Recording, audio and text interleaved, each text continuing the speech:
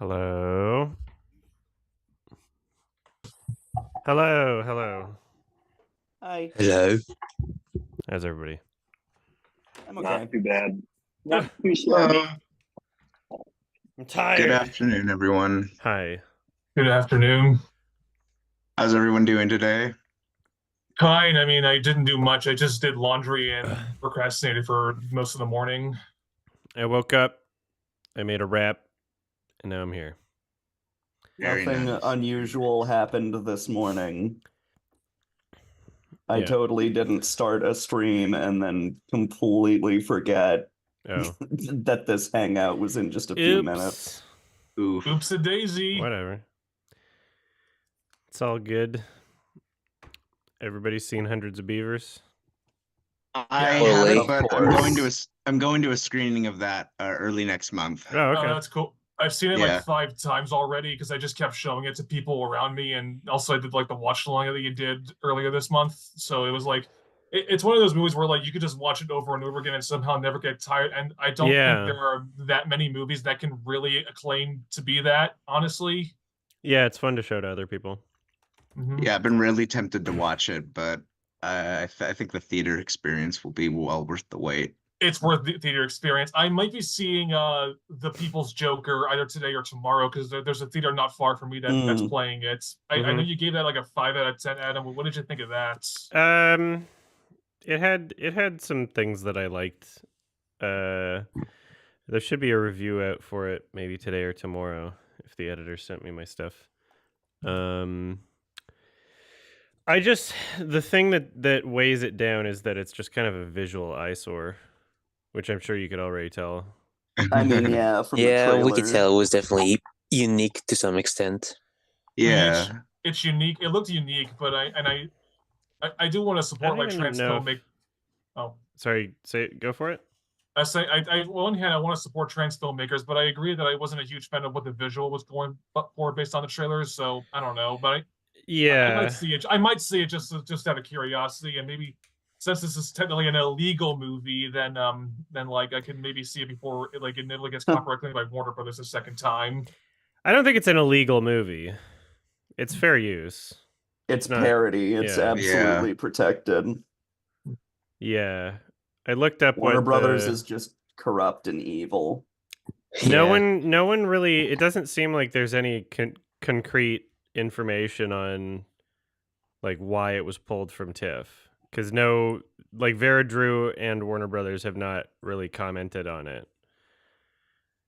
So Vera wound up pulling it from TIFF and then said due to rights issues, but nobody knows if it was actually a cease and desist or what happened. Wasn't Amanda the Jedi able to see it at TIFF? Ultraviolet starring Mila Jovovich, because that one has the same uncanny valley in terms of the use of green screen. Those are a bit different. Those are a bit different in how they look too, in my opinion. Yeah, at least this one is intentional, though. I mean, you could argue both are intentional. Why is my avatar's mouth constantly opening? Soon a PogChamp. Wow, dude. No, this is PogChamp. Yeah. Jay, your hand's up. What's up? Right. So I have 2 questions if you don't mind asking. The first one, if you don't mind, after the last discussion is, you don't like Baz Luhrmann because his style overcarries the story, though you like Gaspar Noé in contrast, yet people will have the same answer to not liking him for the same reason. In this case, is how do you justify a director with overcomplicated direction or style that doesn't annoy their audience? I don't think Baz Luhrmann's stories are interesting either. And when Gaspar Noé has a heavy style, I feel like it connects with me a lot more in terms of what it's going for. The style of, he does a lot of long takes in his films. I feel like that's, inherently more impressive than cutting every half second. There's a biggest difference between the editing styles, especially in the filming styles. When you see a Gaspar Noé film, the camera is like moving, traveling along almost omnisciently in many scenes, and there's a lot of intent, there's a lot of coordination and planning, whereas Baz Luhrmann's film, it gives off the opposite vibe, where it's as if he had 10 cameras running at once with no real clear direction or intent of who to capture, and then fed the entire film through a fucking blender, and the editor just like, oh yeah, as long as you're cutting every fucking half second, it's fine. Yeah, and I, so especially as someone who likes to try and absorb things about a film, Baz Luhrmann's editing style prevents me from absorbing things about the scene, whereas Gaspar Noé, his style allows me to absorb the scene. Hey, Adam. Hello, Hey. how are you? Hello. Well, for me, for Baz Luhrmann, it's like, okay, my biggest problem with this style is that it goes against the stories that he's trying to tell. I know that's maybe an unpopular opinion, but like, I look at like Edgar Wright with the Cornetto trilogy and like Hot Fuzz. There's plenty of quick edits in that film, but it works for the story and it doesn't like hurt into the story. Whereas when I watch like Elvis, it's like I can't absorb anything because of like how just there's no breathing room really. There's no breathing room for like anything. In Hot Fuzz, the quick edits are very much storyboarded. So there'll be like montage sequences where there's a lot of quick cuts, but so many of those cuts are transitionary cuts. Like you'll see the camera, one of the shots will end and then it'll do a pivot to the right, and then the next shot will do a pivot to the right as it starts. There's a clear continuity to it, whereas Baz Luhrmann's films, it's just like it's like me playing that fucking not for broadcast game. Where Objection! I'm just like, Same case with Derek Aronofsky, where whenever he does Are you ending in his gonna do like a playthrough, like YMS Plays edit of that? Because when I tried to watch the VODs and the game audio was like way too quiet. Maybe depending on the scene. So I don't have any intentions for that right now, but it could happen. I don't know. Well, the thing is with Baz Luhrmann's editing, like mostly in films like Moulin Rouge. Well, in Moulin Rouge, especially during like the can scene, it's very rhythmatic rather than just like cutting in at very random times, like with the awful Bohemian Rhapsody. It's very rhythmic. So rather than just randomly, it's more like 1, 2, 3, 4, 1, 2, 3, 4, 1, 2, 3, 4, 1. I don't feel as though that's consistent though. I feel like absolutely not. It's not Also, consistent, and even in the scenes where it's there's like disorienting. where there's supposed to be some sort of like emotional punch to the scene and things slow down, I would be more willing to accept that argument if when things slowed down in the film, it also didn't do that. But things slow down in the editing film, is and the editing unbelievably continues bad. to cut every fucking half second. But what about the Your Song scene? That kind of takes its time a bit, in my opinion. I wouldn't even know what scene that is. The whole movie just felt like I don't want to like. Well, this the is a scene spoiler-free chat, Elvis so does I like don't his want first to add. debut in Las Vegas. It felt like a movie that cares. didn't have scenes. It felt like one Nobody long cares scene. if you spoil Moulin Rouge. It came out years ago and is bad. So Oh, I haven't seen thank it you yet, for but the- go thank ahead. you for the I don't pass, really care. Olivia. Well, the when I'm talking about the Your Song scene, it's when in order to expressively when Christian must express herself poetically to Satine, he starts to sing Your Song that's when Your Song by Elton John pops up as a way of saying like his passion for her comes from the soul. Like you know? And then for those of you who are very passionate about this song, the original or this version, then you know Love the exactly original. what kind of emotion or purpose this is bringing for that scene. Yeah, I felt like this presentation of the movie was at odds with me finding any emotion from it. I want to quickly mention every time I bring up Moulin Rouge to my parents, they saw it in theaters back when it came out. They're always like, "Oh God, Moulin Rouge." Yeah, And I'm glad I never felt stay pressured true to to watch it it. when I was younger. When I saw Elvis, it was like I thought it was like one of the most bizarre movie theater going experiences I've ever had in my life, because it felt like the camera was like trying to like attack me constantly, and like I had to I felt like I was like trying to run away in a way, kind of an odd way to explain it, but I'm glad I've never it was seen one just of his films in a theater. yeah. I'm glad I didn't feel Um, trapped. and I and don't want to watch any of his films ever again. and you mentioned Gaspar Noé. I feel like a clear difference between Baz Luhrmann and Gaspar Noé is, for me at least, in movies like Irreversible and Climax, I feel like the camera, more so the camera work, is like a character in itself. Honestly, it feels like the camera is more of like the main character in my eyes than like Irreversible. Camera feels more like a story than the narrative that it's given to. Mhm. Yeah, Yeah. Gaspar has really You know, interesting ways of presenting his films. Vortex Vortex was my first date movie ever. Wow. It actually turned out really well. Okay, good. That's fun. Yeah, that was great. I love Vortex. Speaking of filmmaking styles, with the hyped up release of Aggro Drift releasing in sometime I got my tickets. I got my tickets to I'm very Aggro Drift. curious. I'm Good very luck with curious. that. Maybe along with Albert Miguelo, if Harmony Korine can do an video game adaptation of the video game Cruelty Squad. Oh no. That's Oh, what that'd be- Aggro Drift is that'd be funny. essentially.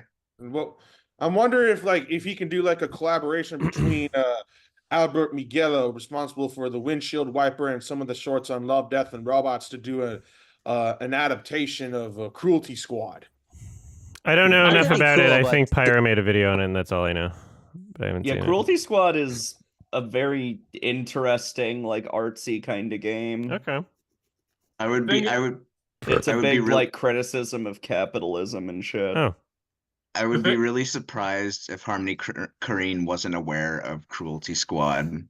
I have an opportunity to see Aggro Drift on May 10th or 11th, but the thing is that the timing is literally at like 9:45 at night or like 9:20 at night, and I think my parents are not okay with me going to like driving to like big cities at night or something like that. So Oh, I don't know- boo. Cool. Boomers. My screening is on the 17th next month, and I think it's at 11 o'clock at night, and I'm gonna have to just, I don't have my license yet, so I'm gonna have to pay an absorbent amount of money for like an Uber, but it's gonna be worth it because it's like, if we count movies from last year and just like not caring about the quality, it's probably my most anticipated of the year, which feels really weird to think about. But I've just been so curious about it for so long, and I'm curious about it. The only Harmony Korine movie I've seen is Spring Breakers, so I don't know if that's like a good way of introducing myself to his filmography, but I would Maybe like to see not. his other film. all of his No. films are very different. I'm gonna rewatch all of his films. I think I've seen them all now. Drift. I don't think there's one I haven't seen. I mean, have you seen Ken Park? The one he wrote that. He didn't direct I guess it. that's the only one I haven't seen that he wrote then. Yeah. Are you confusing him with Kids that he also wrote? Because that's No, from the he same director as Ken Park. Kids and Ken Park are different movies. Yeah, Kids I saw Ken Kids. Park is like like very, very similar in tone to Kids. And I watched Ken Park like a couple of years ago. I don't think I ever really want to watch it again. I found it very disturbing. It had a hell of an opening scene, but I don't know if it's an interesting piece. Yeah. Pull off Gaspar Noé's Love, where it's just 5 minutes of unsimulated sex. That movie's hilarious. Real. Fuck, wasn't there that like what's that one cum movie he directed that's in 3D? What was the name of that? Love. Did you Lover or say It's called Love in literally 3D? Love. Did you say cum movie? There is a Yeah, cum that's shot. Gaspar Noé made a 3D movie. Yeah, he made a for- 3D movie, and there's like a cum shot at the camera in 3D. That's People who have seen the movie know very that. Interesting troll. It's funny, It's I but actually- it's not like I was- it's probably his most boring movie. His cameo in the movie was hysterical, in my opinion. I forget Yeah, most with the of obvious what fake it was. wig. Jay, Hey, sorry, but your I need hand to is. follow up with the next question I had. Yeah, Never mind yeah, go today, for but, so I know you mentioned it before in your last podcast about maybe pirating is at this point a very essential idea in terms of like the amount of streaming service with the prices going up and the fact that there's so many streaming services to catch up in terms of your content. Not sure if it's okay, but I wonder if in this case we could probably send you some downloaded episodes of like say Hazbin Hotel because you said you didn't want to pay the Amazon service anymore. Or in this case, any subscription service if you believe pirating is the only way now. Well, I still have Prime, but I haven't canceled it yet, but I'm debating whether or not it's something I should be paying for. But I do order a lot of like packages and stuff, so I'll have to do some math and Same. see if I like I just kept mine. would be saving They money or keep not. upping the And then I price. just watched the first 2 episodes of Invincible, and I didn't get ads on them, but I thought I heard that they would start charging like that regular Prime you would get ads. I heard that that's what they television said. shows Oh, have just certain ads. television shows? Yeah, certain. I don't think I've had a single ad for watching a movie through Prime, but for like a sitcom, for like a 25-minute sitcom on Amazon Prime, you're gonna Weird. get an ad in the middle and in the Yeah. beginning. Okay, well I haven't experienced it yet for Invincible, but we'll see. So I I don't didn't know. experience it for Fallout yesterday. I watched the first episode of Fallout and I didn't experience I it. And need to get also, that. I don't need, unless something's impossible to find, then I don't need someone to send it to me. I can just find it myself. Mhm. Thank you, though.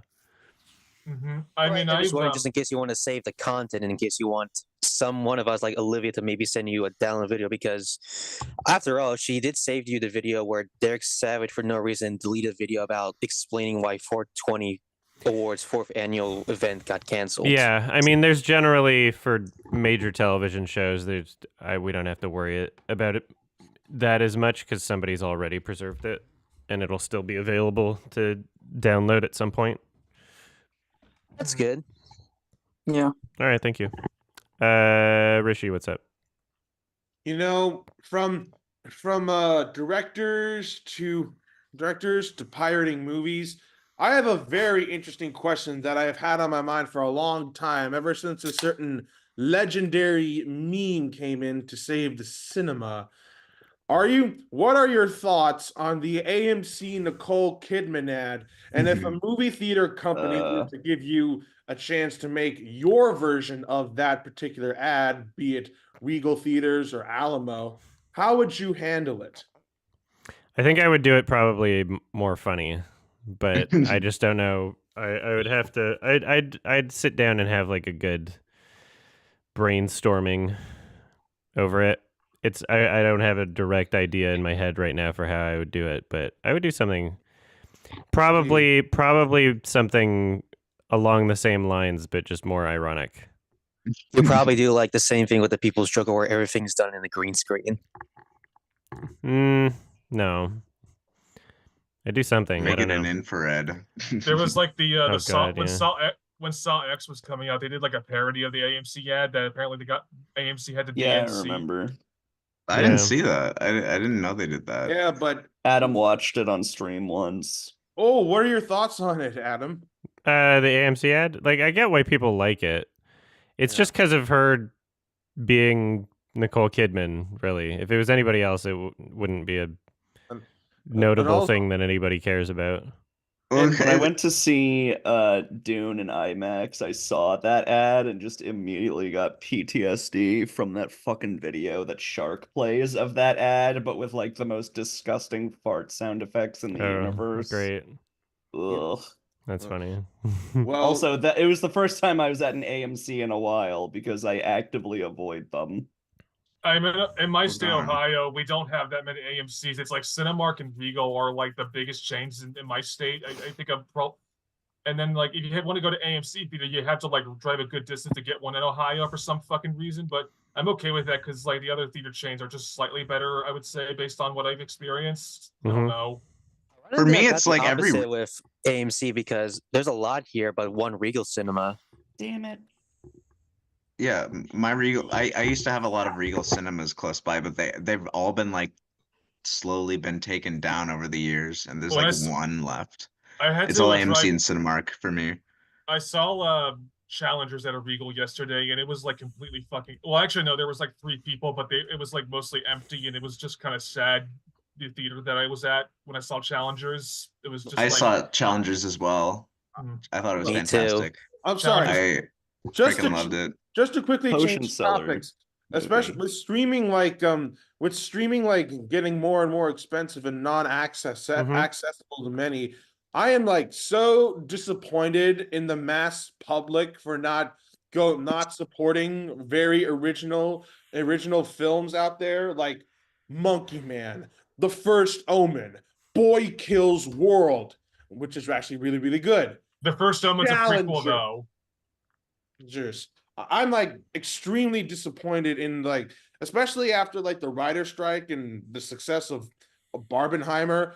I was like hoping that people would at least learn their lesson and at least support these amazing films and films. I was really sad that I saw it twice, and I'm gonna watch it a third time after the stream. But no, like I really wish Problemista made more money. Yeah, I like that Really? film. Hmm. I absolutely loved it. There was literally 2 people in my theater when I saw Problemista, and I had to drive like 2 hours just to get to a theater to see it. So it was like exhausting to do that. But yeah, I like the film. I didn't love it, but you know.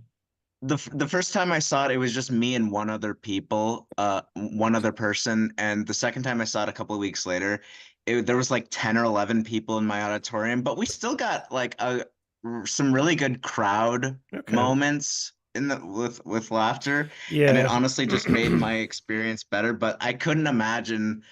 I just like, what would this have been like with a packed theater? This would have been like insane. You know, I mean, yeah, it's a good movie, but it's not like so great that it'll travel through word of mouth like crazy. So I understand. I'm more so using it as an example.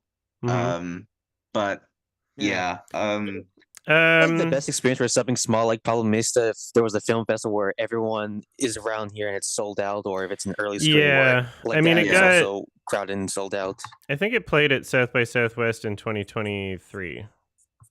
Yeah. So it did some sort of film festival thing, but anyways, like I am so, aside from the fact that I'm so like disappointed in the public for not supporting these amazing films, for Challengers, I loved Challengers. And it might be my awesome. favorite Luca Guadagnino film, especially since this is like a sports movie version of Cruel Intentions, which I kind of recommended in the Sardana cast thread. I think, Adam, if you love Zendaya's like very manipulative character, you will love Sarah Michelle Gellar's manipulative character Catherine in Cruel Intentions. It is so rotted, so batshit crazy, and it features some of the best performances from some of the most popular actors of the time. Yeah, I added it to my watch list. We'll see when I get to it, though. I have the same birthday. The main actor from Cruel Intention is in Wish Upon, if I'm not mistaken. Who? Look, one of the main actors in Cruel Intentions is in Wish Upon. Is it the same guy from Wish Upon who was in 13 Reasons Why and also Asian? Look, aside from those projects, do multiverses? Look, aside from those projects, I wonder if Ryan Philippe will actually make a comeback. He's a really talented actor. He stole. Was he the dad in Wish Upon? Yep. Yeah, that's the guy. The dumpster diver. He was also. I saw Wish Upon in theaters when it was back when it came out, and that was completely empty. And that was before it was like it became kind of a meme. That was an interesting experience. Is anybody gonna watch that bad movie called Prey? That's not this Prey. That's not the Predator movie. Ryan Philippe and Emil Hirsch. Never heard of it. Yeah, I saw some trailers for it at one point, and it's just like there's a lion and it's gonna kill them, and that's it. It looks really bad. Going back to Challenges, there's I love Challenges, but there was like a really shitty poster I found from it. I've just posted it in the chat. Like if I just find it like interesting, like the fact that like how did you even approve this fucking poster? Because you can vandalize it in a way that like make that could be Which poster? what the one I just posted in chat. Like, did you not see it? Okay, hold on. I gotta. Oh God, yeah. But anyways, I guess Oh. going back to what? Is that a real poster? Yeah, it's an official poster. Very. No. Last No. word is definitely a There's a little there's a taboo-ish. community note right underneath saying this poster does not appear on any official site for the movie. At least one of the figures is a stock image. This is like a fan poster or a troll thing.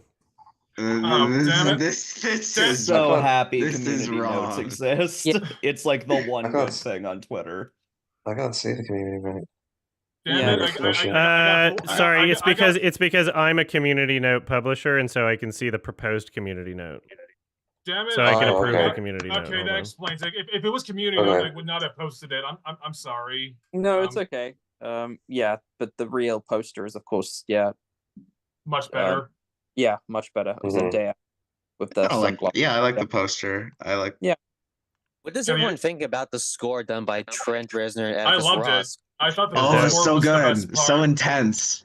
Yeah. I didn't know it was them how until the there's credits some played. scenes where, like, whenever they're talking, I feel like it's like a tense situation where the music takes over the scene, which kind of ruins the emotional impact that's going for. No, I felt like it was a very unique way to do it because there's almost no movies in existence where you're gonna get like a dramatic argument while there's like a house beat playing. I thought it really added to it. It was like a very different It was choice. very unique. Yeah, it actually worked somehow. Yeah, I think it gave it itself kind of an identity compared to other Guadagnino films. Because in the first third, I really thought a lot back to Call Me by Your Name with like all the different costumes and just the way the characters moved reminded me a lot of the performances in that movie. But it quickly turned into something that it's its own thing. Like I could tell it was a Guadagnino film, but it was something new, and I really appreciated that. Just the pumped up energy of the score. Yeah, it does so much. Trent Reznor and Atticus Maybe it was a stereo Ross. thing because I watched it in like Dolby theaters, and that's probably why I thought it was a little jarring to me in terms of my hearing implications. Oh, I got to see it in IMAX yesterday. Yeah. Trent Reznor and Atticus Ross are great as always, and the score is giving Runway Streets of Rage music. Yeah. And now I want to listen to Nine Inch Nails. They're pretty like, good. Re-listen to their entire discography. The soundtrack for the Ninja Turtles movie. Sorry, what? I thought it was okay. The soundtrack for the Ninja Turtles movie, the Mutant Mayhem, Trent Reznor and Atticus Ross did the soundtrack for that too. Oh, weird. Oh, was it? That's did they like try the or best adaptation for a Teenage Ninja Turtles movie? I felt like it was pretty. I felt like it was pretty standard, like Trent Reznor and Atticus Ross for Mutant Mayhem. But I thought it was okay. Same thing with the movie too. I didn't think the movie was that great, like story and character wise, but it did tick nearly a lot of boxes in the animation and music department. That's what it got going for it.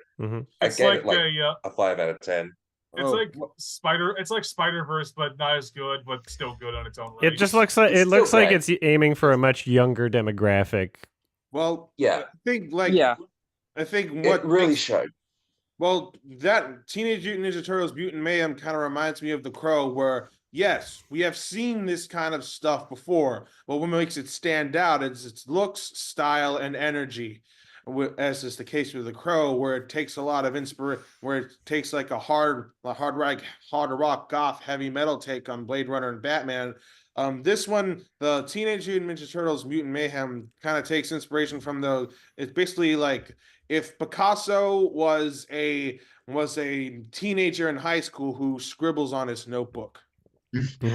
That's a good way of seeing it. I think a better it. allegory is if Christian made a movie that came out to life. Yeah, I felt as if the animation was a lot. I don't know if this is the right word to say, but dirtier than like Spider-Verse and Puss in Boots, more industrial. But I think it's more, like very urban. Yeah. I mean, definitely gave like that Yeah. Google tilt brush vibes in terms of the ugliness. Yeah, Mhm. and I like the fact that they actually were teenagers this time. I don't think I there's do any too. other, incarnation of them that they're actually, like making references to, the latest pop, and like referencing TikTok and things like that. And I like, it was a little cringe at first, but like, no, they're meant to be about 15, 16 or whatever. I'm like, this is, I guess. I Yeah. prefer them when they're certain- like 19 plus. They're still a Yeah. teenager there. I don't want to watch like 13-year-olds in a movie. Well, Yeah, I feel like that's they're. fair. I feel like they want this. They want to they clearly want to make a franchise out of this, and they want the first movie them to be kids, and the second one them Oh, to maybe. grow older, and the however many more by the end of it they Yeah. become They- adults. I watched the It's gonna be- trailer and I didn't I'm find any of the down. jokes Animated funny. I am series, which seems to be absolutely working, down. but we'll see if they'll make a sequel out of the movie.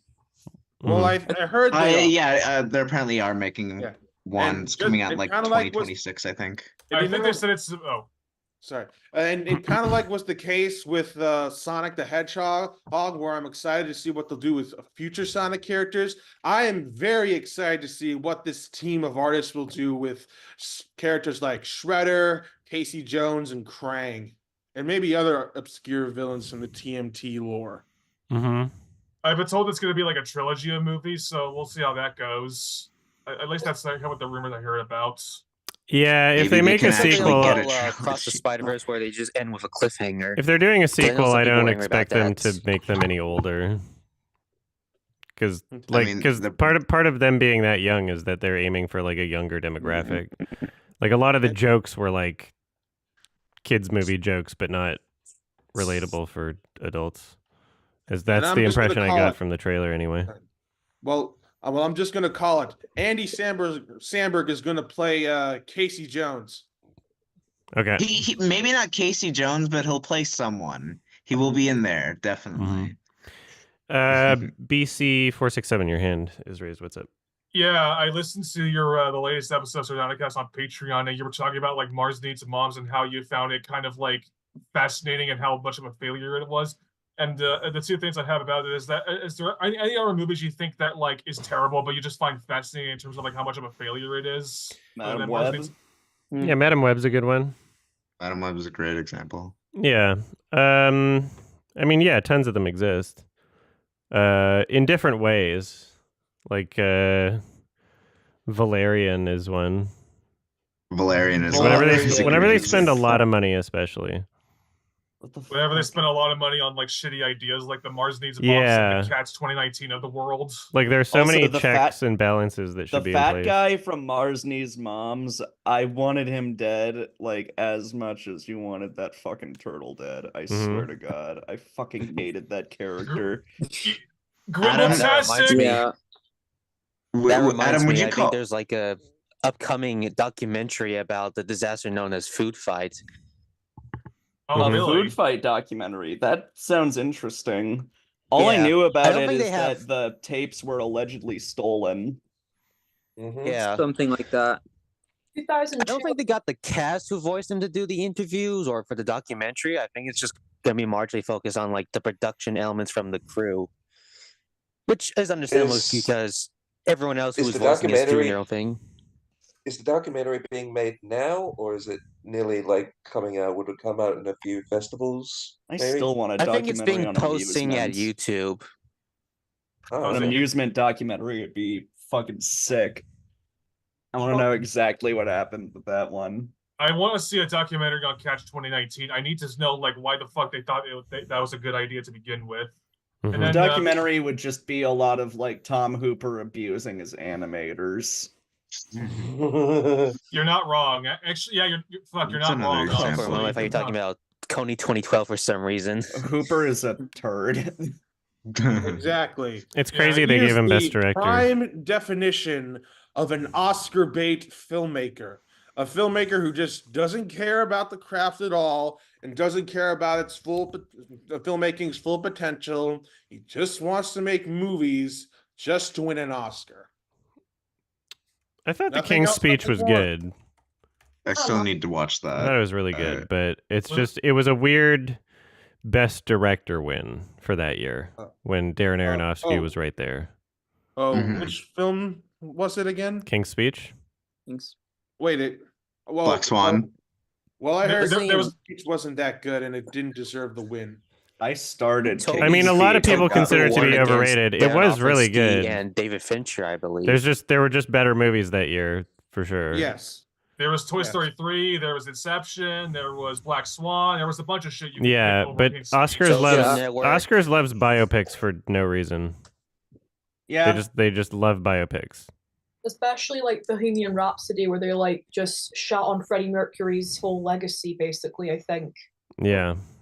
Oh, Best or editing. Oppenheimer, or like Oppenheimer, based on the guy who created the atomic bomb, which totally deserved to win Best Picture, by the way, especially for a film that, along with Barbie, that made a bunch of money at the box office and the people actually cared. It's pretty good. Yeah, a lot of people loved it. Yes, It was know good, small but scale not stories like amazing. Green Book, Didn't where love it's it, essentially but- just a road trip movie about this guy who had to take over a jazz musician. And I don't know about you, but I'm pretty sure like that deserved to win Best Picture. What movie? Green Book? Yeah, that was also a biopic about just, two guys on a road trip on a continental trip from the South. I can't think of a movie that, I mean, aside from Crash, I can't think of a movie that won Best Picture that deserved it less than Green Book. That was a weird one. Green Book was like awful. That was a shocking Green win. Book, I wouldn't say it was. Screw It was a Green feature- Book.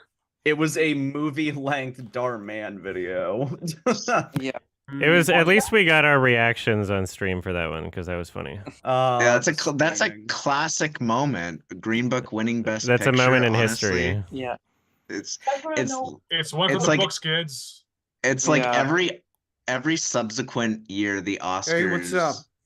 have Oh. like a jarring moment I that need no one shower real expects. Yeah. quick, though. Yeah. You know what the least deserving Best Animated Feature winner was, in my opinion? It was Big Hero 6. Mm. Mom? Yeah. The, I'm the just- least like- deserving I'll animated tell short him, winner I'll tell him. is fucking As soon as I Boy heard. Hole Fox Force, whatever the fuck Sorry it's that I called. woke up. The Boy and the Heron. No, wait. No, Boy, the one with the Winnie the Pooh thing. Boy, the mole, and the whatever the fuck. The bull, Oh, the yeah, I boy, forgot the there's, like, mole, the 3 more fox, animal and the names to come up horse with or the title. something. My Year of Dicks was great. It was great. Yeah. Your I'm Dix so was awesome. mad. I don't think they watched the shorts. They My never watched the audience shorts. literally, like, when I saw the shorts in theaters, my audience literally, like, laughed at the Boy, the Mole, the Fox, and the Horse when the horse said, "I could fly the whole time, actually." Yeah, my That audience was, thought that was the funniest shit ever. Yeah. It's a damn shame you missed the shorts this year, Adam, because there were 2 that you would have found like funny based on how you Yeah, cringe, which, I watch listed them. War is Over and The After. War is Over is so bad. Is there any way to watch War is Over? Because like there's like more. I saw have it a in tor- theaters. I have a tortilla bit if you want me to send you it at some point. That would be great because there's more production. There's more videos on the production of War is Over than the actual War is Over. It's like I don't care. I want to watch the short film, not the It's not the bad. 1 hour making of it. I don't know. It's fucking bad. Is it literally just called I'm War is sure it Over? is, but I'm a War completionist. is so Over. Yeah, that's it's like called the War only is short I Over. haven't Okay. seen. It's based on like It's on the Johnny this- Yoko song, and it's real bad. The Mhm. thing was animated in like Unreal Engine, which is unusual, but it was funny seeing like the Epic Games logo at the start of a fucking short. That is but funny. Yeah, I think at the ceremony, I think they said happy birthday to Yoko Ono, I believe, once they got the Oscars. Mm. Yay. yeah, I have one BC more- Continue screaming, 467. Yoko. Yeah, you had one more thing. Yeah, I got Yeah. one more thing though, lower my hand down. So going back to like Mars Needs Moms and like I guess Robert Zemeckis' stupid animation studio. I looked this up behind the facts. There are 2 things. Okay, 2 quick things about that. For starters, I highly recommend looking up behind the scenes videos of like older movies, especially the behind the scenes videos of like Beowulf, because like it's literally like no. what they do behind the scenes is like just so fucking funny. Like they literally had like the way they capture the motion capture is just like kind of funny. The fact that they thought it was a good idea, and there's Mhm. actually like a scene in where like, because in Beowulf there's like a scene where like they're eating food, and the way they had to mocap it is that they had like objects pretend to be food, and they had to like make the actors pretend to eat it basically, and it's like the cringiest shit ever. And then the last thing I'll say There's apparently a cut of Polar Express that might be rated R. I'm not kidding when I say that. What? What? What do you mean? What I mean is that there's what I mean by that is the fact that when they were recording Polar Express, when Tom Hanks was doing the motion capture, he just kept saying curse words while he was doing the recording. So literally, like, there's a cut of the movie where he's just saying like as the hobo, he's like, "Wait, kid, what the fuck are you doing?" or something like that, and it's like, why not? If I hear just saying that there's like a Rice Lake Waterfield situation where it's just really off for some reason. To be fair, I'm sorry for interrupting. Go for it. To be fair, a movie about Tom Hanks literally kidnapping random children and putting them on a train to the North Pole would be rated R. Yeah, why You're not? not wrong. But yeah, I'm not. Thanks. Yeah, I like, because I think there's like an interview where he's saying that like that's what happened, where like he kept saying like curse words as he was doing recordings, and then at the takes that he wasn't saying a curse word, the ones they used and stuff like that. So there's allegedly some like R-rated cut of Polar Express that exists, but but nobody has been able to find it yet. So I don't know if anybody has found it yet. Yeah, who knows? I thought you would find that interesting, considering you found like the Seth Green debacle of Mars Needs Moms fascinating. Mm-hmm. Did anyone watch the Seth Green cut? I skimmed through the entire thing. I didn't watch the whole thing. I mean, I want to, but I don't want to. I don't want to sit through Mars Needs Moms again. Yeah. Horrible. Next time I want to watch Mars Needs Moms, I'll watch that version maybe. Seth Green seems like a fascinating character just because he's in a lot of Hollywood movies, and yet most of the stuff he stars in are usually flops, and yet he's the guy who's like doing his best, and he's like the creator of Robot Chicken, and he tried to make his own show with the NFT monkeys. Whoops. That's a really good story. You lost me at NFT monkeys. That's funny though. It's weird how that one in particular took off, that like Bored Ape thing. Very funny. Yeah, it's like nobody thinks it's like a good design or anything. I even consider Lost Media just because Seth Green couldn't get the rights to the show, let alone the IP known as Bored Apes. Yeah, I don't understand what happened to that whole thing. Didn't that get returned or something? I don't know if you got it. Probably not. Let's see. Hacked apes gone. My mum's actually looking forward to the new Planet of the Apes. She's really unironically looking forward to it. And it actually looks interesting. It actually looks really interesting by the trailers. To me, anyway. I forget, but in that new ape movie, is that the same girl who was like deaf in War of the Planet of the Apes? Or is that just a different new character? I think it's a different new character. I could be wrong though. So he did get his NFT back, but he had to pay like $300,000. Oh my God. And now it's like it doesn't even seem clear that the show is going to exist. Good. Just not even because it can't exist, but because like nobody cares about this anymore. Like the whole point of the show would be to increase the value of that specific NFT, right? Like that's the only reason you would make that show. Yeah. It kind of reminds me of when you Kevin want Smith this tried one? to use this old movie that he barely got a release called Kilroy was here. And because he didn't know what to do with the movie, he decided to turn it into like an NFT only exclusive movie if you buy one of his NFTs. Even though at this rate, that one's also dead in the waters. Wasn't like the rumor that Aggro Drift was going to be sold as an NFT at one point, but then that didn't happen? I never heard anything about that. I'm deep into the Harmony Korine lore, and I never heard anything about that. That was just me making a Harmony Korine would do joke. something stupid like that. I don't think that was a thing NFT that was considered a big trend back then. I think I was saying he should do that, but I don't think that's based off of anything. Monkhood Psychosis. Hello. You guys are not gonna believe what I got today. I got Which one's that? the Charizard from that set. The Obsidian Flame set. I got Charizard Special Illustration Rare. Oh, good. Yeah, That looks great. That looks awesome. It's 1 in 260 packs currently, and I told it today. Mm-hmm. Yeah, and it's like, yeah. Anyway, that's so. How are you guys doing? Doing great. How are you? Fine. Yeah, pretty good. I'm moving out on May the 6th. Congratulations. Yeah, good luck with that. Oh, wow, congratulations. Good on ya. Yeah, thank you. And I just wanted to say, what was I going to say? I've never actually seen Food Fight. Yeah, I mean, there's not much reason point. to. Yeah, you can. I feel like you can watch like a review on YouTube and get like the same experience, basically. Yeah. It's probably not worth your time watching the entire thing. You can watch it for free though if you want, entirely on YouTube. It's there. Oh yeah, it's like you can get a talking cat and a talking pony for free. I just think there are so many more better, like so bad it's good movies to watch than Food Fight. Personally, there are even go knock so yourself many out.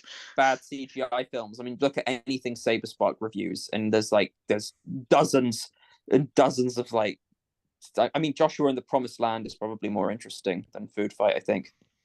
And then there's Hoodwinked, which of course is the magnum opus Hoodwinked. And then I guess the problem is that it's really fucking hard to find so bad it's good animated movies, because so many anime movies are going for comedy, and bad comedy oftentimes just like it oftentimes just like fails completely, and it's not fun to watch. So like it's so fucking hard to find like a so bad it's good animated film, whereas it's easier to find like a so bad it's good horror film or a so bad it's good action film, something like that. I've never seen Joshua and the Promised Land. Is it, from what I gather, isn't it supposed to be like furry Christian propaganda?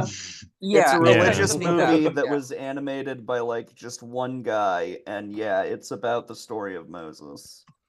I was joking, like. Yeah, there's apparently it's a Prince of Egypt, but furry. Yeah, for awful sort of like disrespectful, poorly animated Christian cartoons and things like that. But they say, there's even worse barrel scraping stuff and all sorts of like other weird like furry films you can find. Yeah, there's another furry animated film that also used the Bible as some sort of story or narrative purposes. I think it was called El Arca. I haven't heard of that. It's spelled ELARCA, and the reason I bring it up is that. Oh, is that the horny furry one? Yeah, that one. Yeah, Noah's Ark, but everyone is like a curvy fucking furry. Oh, no. Like half the story is the furry, and half the story is about the guy who built the ark. Is it this one? Yeah, that one. Okay, cool. I'm gonna watch list it. Am I thinking the wrong one? I remember there was like a Noah's Ark movie with like furry, like anthro female characters that were roughly shaped like my avatar. I'm not sure. I mean, it certainly beats out Darren Aronofsky's take on Noah. That's the only Aronofsky movie I haven't seen. I'll rewatch it again at some point. I don't expect to have my mind changed. It might go down, actually. But hello, Joe. Your hand is raised. Hello. All right. So I've watched Hundreds of Beavers the third time. Congratulations. This time I've watched it with my brother. We both had a really good time watching it. I'm glad I recommended the film to him. Like, I've talked to him about it. It's like talk about how hyped up he was, and he was very curious about it. And he just came out absolutely loving it. He loved the character's journey of like the movie. That's probably his favorite thing about it, is like the dude's character arc and how it's just like how it's written and executed in terms of like its style, its like visual presentation. And he loved the idea that the film's low budget is that they took the low budget and limitations and just go as batshit insane as much as you want. They kind of used it towards their advantage. What was the budget on it? Supposedly around 150,000. Oh, that's awesome. Yeah. That's fucking awesome. I met the director, so it's like one of those cases where like I met the director, I got his signature on my Blu-ray for Lake Michigan Monster and shit, and I got a poster from them. So and they seem fucking watching shit. Lake Michigan Monster. Yeah, I want to watch that before Hundreds of Beavers. I've seen it. It's not as funny as Hundreds of Beavers. Yeah, I don't expect it to be nearly as good, but I'll check it out. It'll be a good appetizer. Lake Michigan Monster felt like a Nostalgia Critic sketch, to be honest. Oh, really? But a good one. I'd say it's like a good Nostalgia Critic sketch, if that makes any sense of the word. It's one of those cases where like if Nostalgia Critic had actual jokes instead of what he does currently. I guess you could say that, though. What I would say about Lake Michigan Monster is that it feels like like kind of like a beta test for Hundreds of Beavers, if that makes any sense of the word. Like it feels like they made Lake Michigan Monster and then they learned from their mistakes and then made Hundreds of Beavers. That's how I would say. So it's at least interesting to watch from that perspective, but I still enjoy Lake Michigan Monster for what it is, I would say. Hundreds of Beavers, I think, is a lot better, but I still appreciate Lake Michigan Monster for its existence. Hundreds of Beavers is a special film. Lake Michigan Monster reminds me, from what I've seen from like clips, reminds me of the Patchy the Pirate segments on season 1, 2, 3 of SpongeBob. Yeah, it's like that. Yeah, that's the vibe I get. It's like that, but like 78 minutes long, so it's really, really short. You could just binge it pretty quickly. The runtime is very appealing to me. Damn, word of mouth really got around for Hundreds of Beavers because, like, Phil has covered it too, I believe. I found out about Hundreds of Beavers, like the last live stream, like one of the last live streams I was on, and I didn't know what it was. I just heard everyone talk about it, and it looks like a really great movie, and I'm really tempted on watching it today now. I don't know whether it's one of those where I should just wait a couple weeks to go see it in the theater, or I should just watch it it's right a great theater experience, so. For sure. I still got to see Hundreds of Beavers at home, but part of me wanted to work better if I saw it with a full crowd. If they actually do a re-release. At the very, very, very least, you should watch it with friends. It's a great movie to show to like other people because it's the kind of thing where like watch with family. I got to show it to my sister recently. She was supposed to go with me to the theater version, but that didn't happen. Mm-hmm. Yeah, I saw it in theaters twice. Sorry. I also saw it in theaters twice. One of them was with the director and actor, and the other one was just like at an independent art house theater that I'm probably going to that's where I'm going to see People's Joker, I think either today or tomorrow. But I guess I wonder though, so like you mentioned that like, because I know that both People's Joker and Hundreds of Beavers both have like fake looking effects. Why do you think like it works really well for Hundreds of Beavers versus like People's Joker or something? They're more talented. They have the same budgetary limitations, but Hundreds of Beavers crew has a much better understanding of how to stitch things together, and they have much more intent in terms of like how to visually show a scene and how to cheat things in a way where the budgetary limitations don't make the film look like an eyesore. There's a smart, cohesive consistency to how they approach the film. Shooting it in black and white helps the images that they place within the environment blend together a bit more. Also, you can't say imperfections, but that's different. Yeah. Also, the film grain aspect, and so much of it's in the snow, which it's basically having like a solid color background for much of it, where you can just kind of place things in the environment and play around with it in post, which is really smart. The black and white really helped bring like an authenticity to like the film's like visual presentation and style. Yeah, it feels like a very specific type of black and white, something like a black and white that we haven't seen before. Yeah, it's entirely referential and entirely evoking earlier works for sure, but it still manages to create a new experience by blending things together in a particular way that no one's really done before, and especially with like the video gamey nature of I love the video game aspect. Yeah, not just like the I thought it was kind of cool video game stuff, but also like the way that he kind of builds over the course of the film. It's very much like a video game kind of satisfying. I like that the shop scene is very it's very Legend of Zelda. Yeah, it's like literally the Ocarina of Time shop. That sounds the music so cool. As well. Yeah, it sounds so cool. The music is like nearly identical, to be honest. It is. Oh, nice. It is. Maybe a bit too close. It's parody. Well, they mentioned the Reddit anime, but I wonder what the director and the main actor felt filming in the snow, because usually when shooting in the snow, it's probably difficult because of the cold conditions and possible levels of snow you'll get. They mentioned both, I think in my Q&A when I went saw the director, they mentioned that Ryland, the main actor, got fucking frostbite while he was filming the scenes. And then they were talking about like the video game aspects on the commentary track for the Lake Michigan Monster Blu-ray. they said Mario that like Galaxy 2. Well, Mario Galaxy 2 was like they said there during the Q&A, but if you listen to like the drunk commentary on Lake Michigan Monster Blu-ray, they mentioned that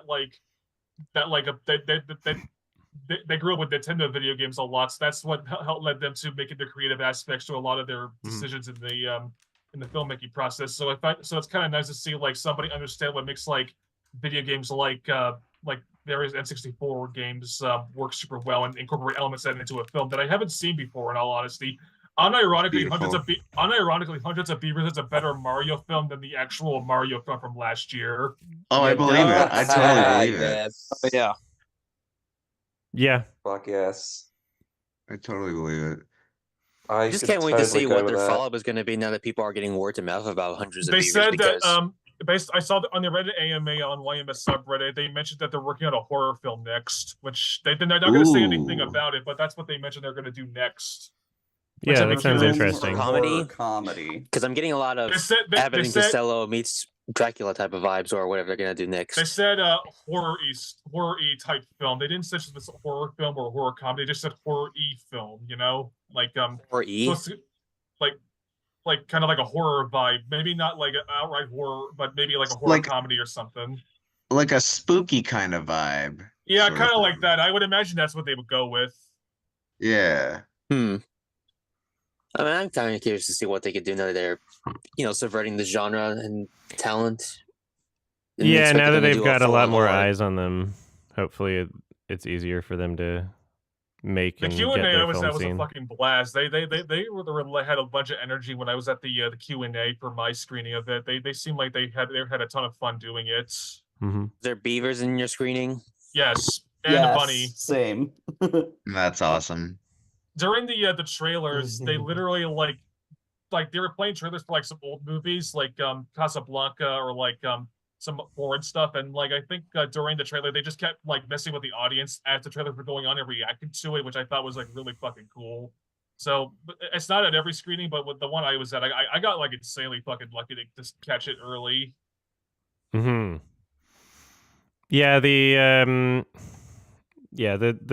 People's Joker crew just doesn't have as much talent. And I'm glad it didn't stop them from making a film. But you kind of have to... I'm glad they made the film that they wanted to make, but I could definitely see maybe it's just not working nearly as much as like Hundreds of Beavers did. I know they're going for like different goals, but they still have like the same budget limitations and like having fake looking effects, whereas one used it intelligently and one didn't, I guess you could say. Yeah. Mm-hmm. Well, my understanding with the People's Joker is that this was a response to like top films believing that there shouldn't be any gay characters in the new Joker movie. I could be wrong, but that's what I understand from the director's perspective. Yeah, it's like a trans coming of age story just told through parody, but I don't know, it's just kind of shitposty. It's like a anti-comedy sort of thing, and it's funny. Yeah. I like the humor, but it is like Hundreds of Beavers can exist for like an hour 45 and get more entertaining as it goes on. See in like an underground film in New York. Yeah, Plus, maybe it gives me that kind of like trauma, like Lloyd Kaufman kind of vibe. But the thing is, I could just watch a better trauma movie by just watching anything on trauma. In a way, I don't think the People Joker is trying to be like a trauma movie. I feel like it was more like one of those bad sketch videos from like the early ages of YouTube, like Smosh, for instance. It's kind of like Tim and Eric style. Yeah, it reminds me. It still doesn't do that style as well. Which I'd like to say is that now that you mentioned Tim and Eric, I think the director is also the editor for all those Tim and Eric content. Yeah, she also worked on. She also worked for Tim Heidecker was also in The People's Joker, right? Yeah, and he's Bob involved. Odenkirk apparently. Briefly, I believe. Yeah. I know that the director Vera Drew also worked on what's that Netflix show that the Tim Robinson show that Adam likes, and she also and then she also worked as like an editor on one of the episodes of Nathan For You, so she has experience in that type of comedy. But I'll still see it just out of curiosity, but I'm not like going in with high expectations. He definitely has connections with Tim Heidecker and to some extent Bob Odenkirk being involved. But yeah, I kind of really want to see more People's to it. Joker, but it's like there's the only place it's playing near me is 34 miles away, and I just can't travel That's a lot that of far miles for a movie that. Yeah. Is it available digital? No. No, not yet. Okay. Yeah, Darn. it's doing like indie art house theaters for a bit, and then it'll probably get a digital Which is release probably a good thing later this year. because, I'm well, assuming. at least that movie's being released around some small theaters instead of just dropping in digital like most movies that usually get oversight or overseen. Yeah, I'm glad I got some Seems like a kind good of a midnight release. movie. I'd want to watch it at like midnight. Yeah, if there's like there was like not a bad crowd. It was like a really small theater that I saw it in. It was like half full. Didn't Amanda the Jedi see it at TIFF when it came out? Cool. Yeah, she saw the first screening, I guess. That Before would it was have been a banned. fun screening, probably. That would have been That would have been good I with imagine TIFF audiences. the theater I'm going to see People's Joker at is like insanely small, so like I don't know how that's going to go. What's funny though is the theater that's going to play Aggro Drift that's close to me is like an old people theater, so I'm just imagining like a bunch of old people like seeing Aggro Drift and just being turned off by it completely. Is like that, which I thought would be a really funny idea. In all honesty, yeah, there'll probably be another hailing of old people walking out of Aggro Drift for Harmony Korine's sake. I'm seeing Aggro Drift as the finale to the Seattle International Film Festival, and it's playing in this brand new big new theater that there was originally a Cinerama theater, but it's been been taken a couple of years during the pandemic to like rebuild it and remake it. And the first movie I'm seeing at that theater is Aggro Drift, and I cannot be more excited. Oh my god, I can't. I'm thinking of taking a couple friends with me to see it, but I don't know if I should subject them to that. But I don't know. The Midnight Madness screening was the ideal way to watch it. Everybody's drunk. Yeah. Didn't Harmony Korine show up with like a devil mask? Yeah. That's awesome. Yeah. That video is so He was a troll. He played the Nestle like a Nestle commercial through the mic. Was it a Nestle commercial? Yeah, it was a Nestle commercial. I wasn't sure what he was doing. Yeah. He was just playing something on his phone. He's just I'm willing to bet he heard it he heard it for the first time earlier that day, and he's like, "Oh, that sounds cool. I'm just gonna play it." Yeah. Yeah. It is kind of funny. Just like his Q&A was basically like, "Yeah, the composer would just like text me a track and then I'd loop it." It's like the most I don't give a shit Q&A I've ever seen. Which is really funny considering I'm in sound class and we're learning all about like how to incorporate music into films and shit. So it's kind of funny hearing that like the Harmony Korine dude just got like some text messages and that's how he put the music in the film. Meanwhile, like my sound teacher made us watch like this I know you don't care about Star Wars, Adam, but my teacher made us watch like a thing about how like George Lucas would incorporate music into his films, and it was actually a pretty interesting process of how they do it. So, which I found like interesting because I'm almost done with sound class, and that's going well. And then, sorry if I'm rambling, my brain's scattered a little, but yeah, it's fine. Yeah, it's okay. I can't find my phone. Okay, whatever. Yeah, I'm trying to figure out how I'm gonna finish my 2016 thing. There's too many things out now. There's too many stuff. I've got a list of things I need to watch. There's a bunch of stuff I need to get to. This, I think, part of the reason that I just been procrastinating is just like I don't know if you've been noticing what's going on in the news with like university protests. I've just been paying attention to that all fucking week, so it's maybe avoid like shows. Although I was able to finally catch your watch along for The Curse yesterday. I'm glad you were enjoying it as much as I did. Yeah, it's crazy. Yeah, I was really hoping you. I mean, that was my introduction to Nathan Fielder. And yeah, I want to check out all of his shit now. It's like the Curse was like the first show I watched in a long time where I was like actively awaiting what was going to happen in the next episode, And by the end of it, I was just like, I want to watch through this thing the entire thing again. I love the finale of the. I'm not Don't gonna say anything, spoil but it. Yeah, no, don't no spoil spoilers. I just love the final episode so much. That's I'm all I'm with gonna you, say. Definitely gave me shivers from the final episode. I just loved it so fucking much. Oh my god. Yeah, you can't spoil it for Adam because we shouldn't even apply like what feelings it gives because Adam wants to experience it on his own. He said, "Aren't you? I want to know, Adam, are you doing a watch along for The Curse later today or tomorrow? Next week, so Thursday. Next week? Next Thursday. Yeah, I won't say Okay. anything else. Yeah.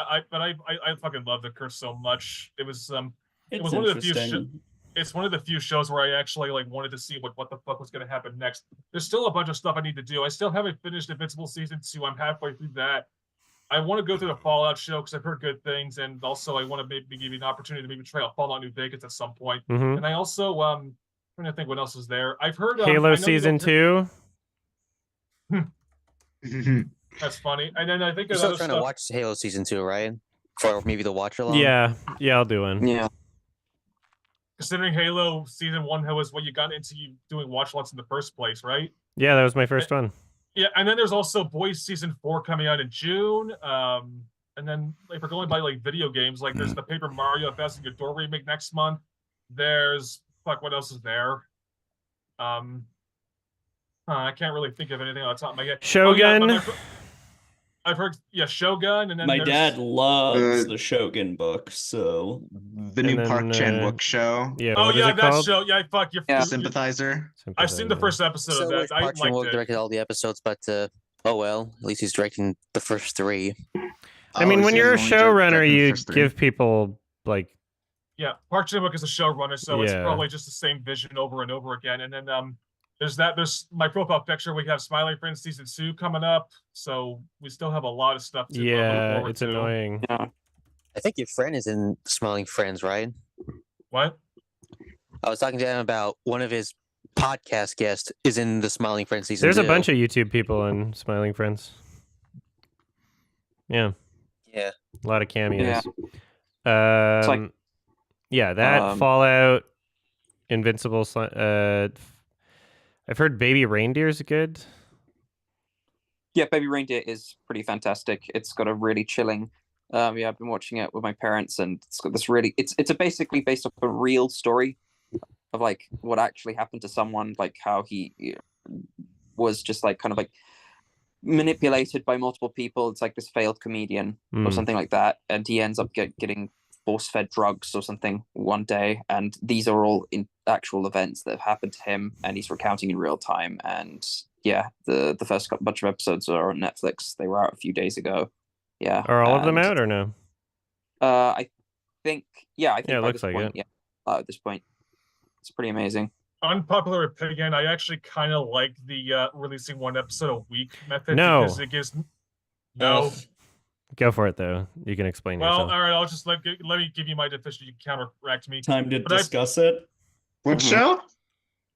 No, what I'm trying to say is like I said that like I'm someone who actually kind of prefers the whole like releasing one episode a week method because then it gives me like each episode I could just chew on and then see what's going to happen next, and then eventually I could rewatch it in its entirety and see how it all went. Whereas but I understand why some people don't like that method because they just prefer binging stuff. I think there was a thing about how like with the Scott Pilgrim anime, the creator wanted to do like one episode a week, but Netflix was like, no, we're going to release all the episodes, and he was like really pissed off at that. There's nothing preventing anyone from watching an episode a week if it's all out at once, though. Where there's one release option that gives people the option to view it however they want, and that's by releasing it all at once. Yeah. Yeah, but those you get worried about, like, say, watching Squid Game for the first time, you had to go for, like, 9 hours worth of content just to see what leads from the beginning to the end. Yeah, but if I want to watch it once per week, I can just watch one episode per week. Nothing's stopping anyone from watching, taking a break and then seeing the next episode a week later. I guess the only thing I can think of is like community discussion shit. Maybe it's just the like Twitter Twitter thing or just something. releasing all the spoilers that comes ahead. Yeah. Especially when I go to YouTube and they always release a scene that's already come out like an hour ago when it was first premiered, which is crazy. People do that even if it's a weekly thing. Like as soon as an Mhm. episode is out, they'll just spoil it. Borrow your phone for So I 5 don't know minutes, if I don't know if it's like a different. Put that on pause and go back to it at 5. Sorry, just give me. Yeah, I don't know. I don't like the spoiler issue still exists either way. So I don't know. Yeah, just maybe release that's it the problem. all at once. Just release all of it. If it's finished, release it. Yeah. Actually, we're going with spoiler culture. Here's a, you know how you said that, like, whenever it's a trailer that you really want for a movie you're looking forward to, then you just cover your eyes and like ears and stuff. Yes. Here's a light pack in case that you see a trailer for that in theaters. Watch just like go on YouTube, watch the first 5 seconds of the trailer, and then you know how the trailer's going to begin. And then when it plays in theaters, you can just immediately hum and cover your eyes and stuff. I'm usually able to recognize things like right away, though. When I saw challenges, I had to cover my eyes because they played the New Yorkers Anthemos trailer for Kinds of Kindness. I had to cover my eyes and close my ears and stuff. I feel like I would be able to identify it from the first 10 seconds before it spoils anything. Okay, well, I'm just giving you a life hack for anyone who wants to go with what I'm doing, which is just cover your eyes and ears. Well, watch the first 5 seconds and then cover your eyes and ears whenever you see it in theaters, so that way you know how the trailer starts and you don't have to spoil yourself when the trailer pops up. It's just Isn't there just another method of just going to the bathroom until all the previews are done? Just so you don't just be spoiled about what upcoming movie is gonna come next. Yeah, that's also Maybe. a strat. I don't really tend to watch movie. I honestly I arrive like probably like 10 minutes late in the middle of trailers, and I usually just either go to the bathroom or concessions, and by the time I'm back, the movie is about to start. So yeah, I don't really tend to watch trailers, but I do tend to like for stuff that I really care about. I just block my eyes and I just talk to myself. If it's a trailer I'm actually looking forward to, like, Kinds of Kindness, or I don't know, like I saw the TV Claw, I've been avoiding trailers for that, then I'll cover my eyes. But if it's for some shit like, I don't know, Inside Out 2, then I'm like, whatever, I'll watch it. Yeah. I watched the trailer for Challengers after I watched the movie, and there's definitely stuff in there where I'm like, damn, I'm glad I didn't watch the trailer. I hated the Challengers trailer. Because I definitely got caught off guard by some things that I would have anticipated otherwise. I watched the trailer for like Everything Everywhere All at Once after seeing the movie, and it's like, what the fuck? There's like so much shit being spoiled here. Yeah, they did show a lot, but to be fair, that I did find out about the movie through the trailer, but yeah, I wish they didn't show like, Everything some of the Everywhere best All at moments Once in that movie. would be a difficult one to try and market. I heard that a new horror film that's out, Abigail, they like literally spoiled the trailer against the director's wishes or something like that. Yeah. Interesting. Well, I mean, yeah, when you write a movie, these days where sorry, go for it. There's gotta be a method for modern trailers where you don't have to spoil a lot, but just give like hints of what the movie's about, like maybe the tone, what the music is trying to present, instead of just, oh, here's the plot, but don't show the entire plot. Yeah, but marketing team doesn't care. Yeah, unless you're like a small indie film, they'll probably do better. But then again, A24 did this stupid thing where like they present it as like a typical horror film, or maybe mislead people into thinking it's going to be something else. But when you watch it, you realize, oh, this is what the movie is. I felt misled. Again, They keep doing that. I love A24, but they keep doing that. It Comes at Night had a huge issue where they marketed it as like a traditional horror film, and it wasn't that at all. Yeah. Well, because marketing is about selling tickets. It's not about getting people to have the best experience with the movie. It's about getting people to buy the tickets. Did you watch the trailer? Did you watch the trailer for the new M. Night movie, Adam, already? Yeah. Oh. It looks very funny, doesn't it? It does look funny. Yeah, it looks interesting. New M. Night should be fun. Basically Grand Piano, but done in a rock concert. Kind of. But it's also like fucking 2.5 hours long. Grand Piano is like 80 minutes. 2.5 hours long? How are you gonna fill out that runtime for that premise? I don't know. I think we're gonna get another like disaster M. Night movie. Because the problem this always happens when people give him too much money, and apparently it's shot on 35 millimeter, and just the length and like, it looks like they gave him a lot of money, which is never a good idea for M. Night at this point. He should be forced to work with smaller budgets, and then his films are not as bad. Well, I heard that, but I heard that like the new film, Trap, that's the name of the film. That like he helped self-finance the film by itself, so that's why he was able to film during the actors and writers strikes last year. So okay. maybe that's what's going on.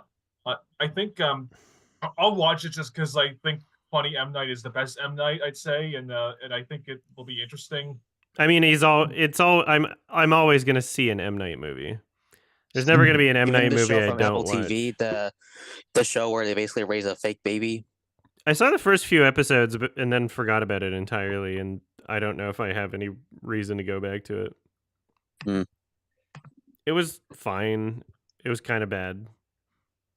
It was just kind of annoying. It was one of those things where I could tell the way it was going, like, you're just gonna blue ball people forever, and nothing's ever gonna happen. Yeah, I heard the season 2 just feels like it's just going on with this already simple premise to the point where, like, should I still watch it even though they haven't come up with a conclusion yet? Yeah, it seems like one of those where it's just never gonna really deliver on anything. Hello, Joe. Hello, Adam. I just want to read out this article that I found on AVP Galaxy, where Dan Trachtenberg is currently working on another Predator movie that is not a sequel to Prey, although at the same time, I think he is working on a sequel to Prey, but this film is called Badlands. Is it a Predator and movie? The article reads, it's a Predator movie. Weird. Yeah, it's so the article says the new Predator feature is not a sequel to Prey, which was set in 1719 and centered on a young Comanche woman forced to fight for survival against the intergalactic hunters, but rather a brand new story. Plot details are being kept secret, but this one is said to be set sometime in the future. Like Prey, however, it too will feature a female lead.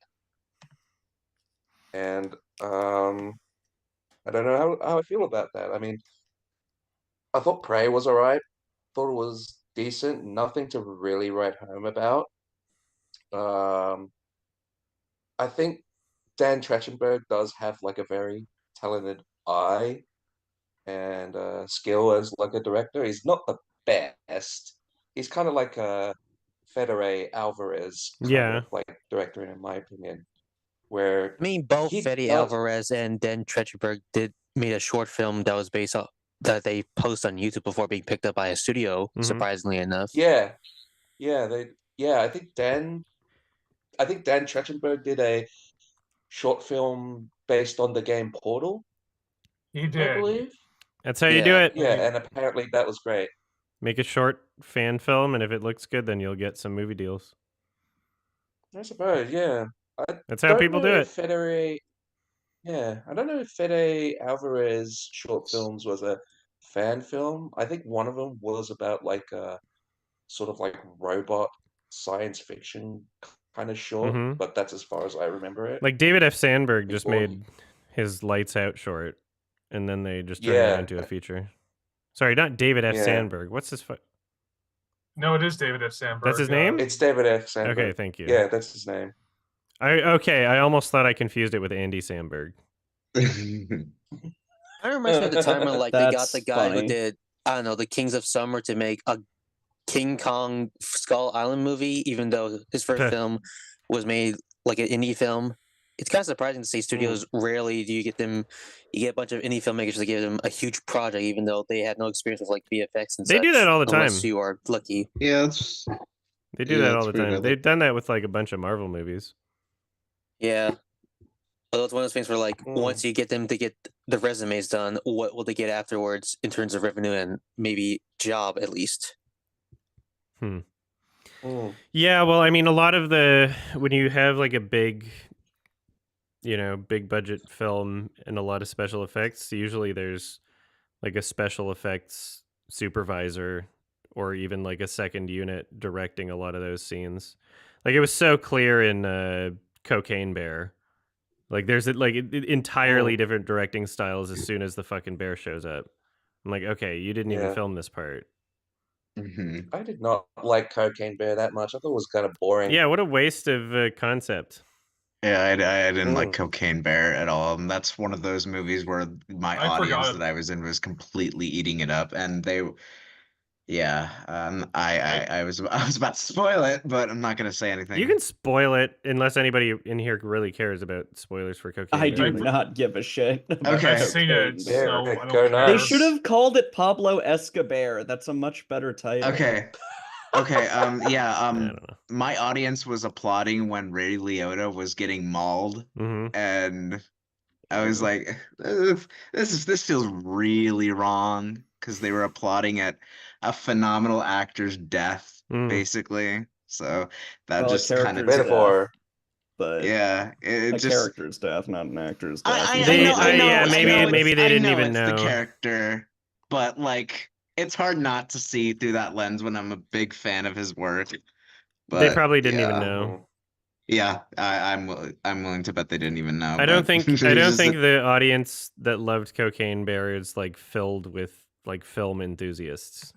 for sure, for sure. I mean, do you blame Phil Lord and Chris Miller to come up with the marketing and even giving Elizabeth Banks permission to make this film? I didn't even know Phil Lord and Chris Miller were a part of that. They Yeah, what did they produced it. do? They also produced that shitty dog movie Strays. So Oh they yeah, I just thought that one was produced- Yeah, worse than I saw Cocaine that. Bear. They Yeah, produce I a lot saw of that shit. one. Hate Strays. I hated Strays so much. Like when I see a movie like Strays just like being like made or promoted, I always have to like question humanity. Like, do you actually make this unironically thinking many people are going to think you're like a genius or something? 100%. It's just like the It's for premise of money. I guess they just think there's a certain market for like, oh yeah, things that are usually for kids, but they say fuck words Yeah. now. Yeah, it's been Donkey's done. Point cute starting to get a donkey little says old fuck between me. this and He like, says fuck a oh, lot. you want to see a cartoon character murder a bunch of kids while ruining your childhood? It's getting a little old now, unless you do something clever. Yeah. Yeah, It's That's it was why a a lot very of tired concept. yeah, it's getting really old now. I guess It's a tired old Hollywood. It didn't even retread. make money. 36 million on a 46 million budget. Wow. Good. I'm Really, I glad thought it's Strays was flopped. they cost less to make, unless you count for like the visual effects and the dogs. Yeah, it's one of those And the cast yeah. as well. $46 million, and then it's like it has an all-star cast for no reason. They thought that just having Will Ferrell play the dog and Jamie Foxx would be enough. But yeah, didn't make enough money. Well, one thing More I'll say about cautionary tale. yeah, not sure if anyone wants to hear spoilers for Strays, but they do this weird inside joke about another movie that was also about a talking dog movie. I'm not sure if anyone else seen it, but anyone else does, you probably know what I mean. What? You can spoil it. I don't care. I'm never gonna watch it. Yeah, what happens is that they try to do an in-joke with the movie A Dog's Purpose, and they got Josh Gad and Dennis Quaid to appear in the movie as cameos. My grandma forced me to watch A Dog's Purpose, saying that it was a wholesome movie, and I like couldn't stand it at all. I forgot about that film, to be perfectly honest. It was like literally my grandma. No offense to her, she's a sweet lady, but like she forced me to watch Dog's Purpose, and I couldn't stand it at all. But I tried to pretend to like it just to make her happy and stuff because she liked it. Apparently, are there? I guess thing when they were cashing on A Dog's Purpose thing was like A Dog's Way Home, and they did a sequel with A Dog's Purpose, and then that kind of just flew by now. Yeah, that trend of like wholesome dog movies no longer exists, I think, or at least it's just like straight to streaming shit, I guess now. I guess this point, you just remind me. I guess this is a good question. Are there any movies? This applies to anyone in the call. Where are there any movies that you don't like but your parents do? Because I just mentioned Dog's Purpose. The Blind Side is another one. But is there? Any other ones? Like there's my mom liked The Holdovers a lot, but I think for yeah, me, that's a mom movie for sure. Exactly. I think for me, my parents really like Don't Look Up. That's a movie that they both like. I thought it was like okay, but I don't like it as much. That's really funny because my grandma also hate Don't Look Up. That's funny because my grandma fucking hated Don't Look Up. So Like she watched it on Netflix and she hated it. What a long movie that was. It's not funny. I completely forgot Don't Look Up existed. Exactly. After I watched Causeway with Jennifer Lawrence, I was like, what was the last thing Jennifer Lawrence has been in? It was like Mother, and I completely forgot about Don't Look Up, and that came out less than a year after. It's a very forgettable film. I can't believe it was nominated for so many Oscars. Including editing. Oh, what the fuck? The editing in that movie. So yeah. It was so nominated fucking for obnoxious. Best Picture. Yeah. What the fuck? It didn't win a single award, thankfully. It didn't win good. a single award. So, like, because I think Dune won all the Techie awards that year. Because there were better movies that came out that year. It was like, I mean, like I'm a big fan of a lot of the cast members in that movie, and like I was like, I just remember being very upset when it was nominated for Best Picture because I remember loving like almost every other nomination other than like King Richard that year, and I just remember watching Don't Look Up in the theater when they got to the musical the song with I think it was Ariana Grande. I was this close to walking out because I don't walk out of movies very often. But you I'm saw it just at like, home though, right? yeah, I know that's because I was like I'm like it's coming out to Netflix in like a couple of weeks. I could just easily watch if I really want to watch the rest of it. I could just do it, but I don't know. It's like one of those things where it's like, do I value my time? Do I really value my time? But I didn't. But I just sat through the rest of it. That was kind of Oh a my tangent. god. There's so many people. What does everybody here think of Step Brothers? I watched it for the first time recently. I've never seen and I it, didn't so like I can't it. say.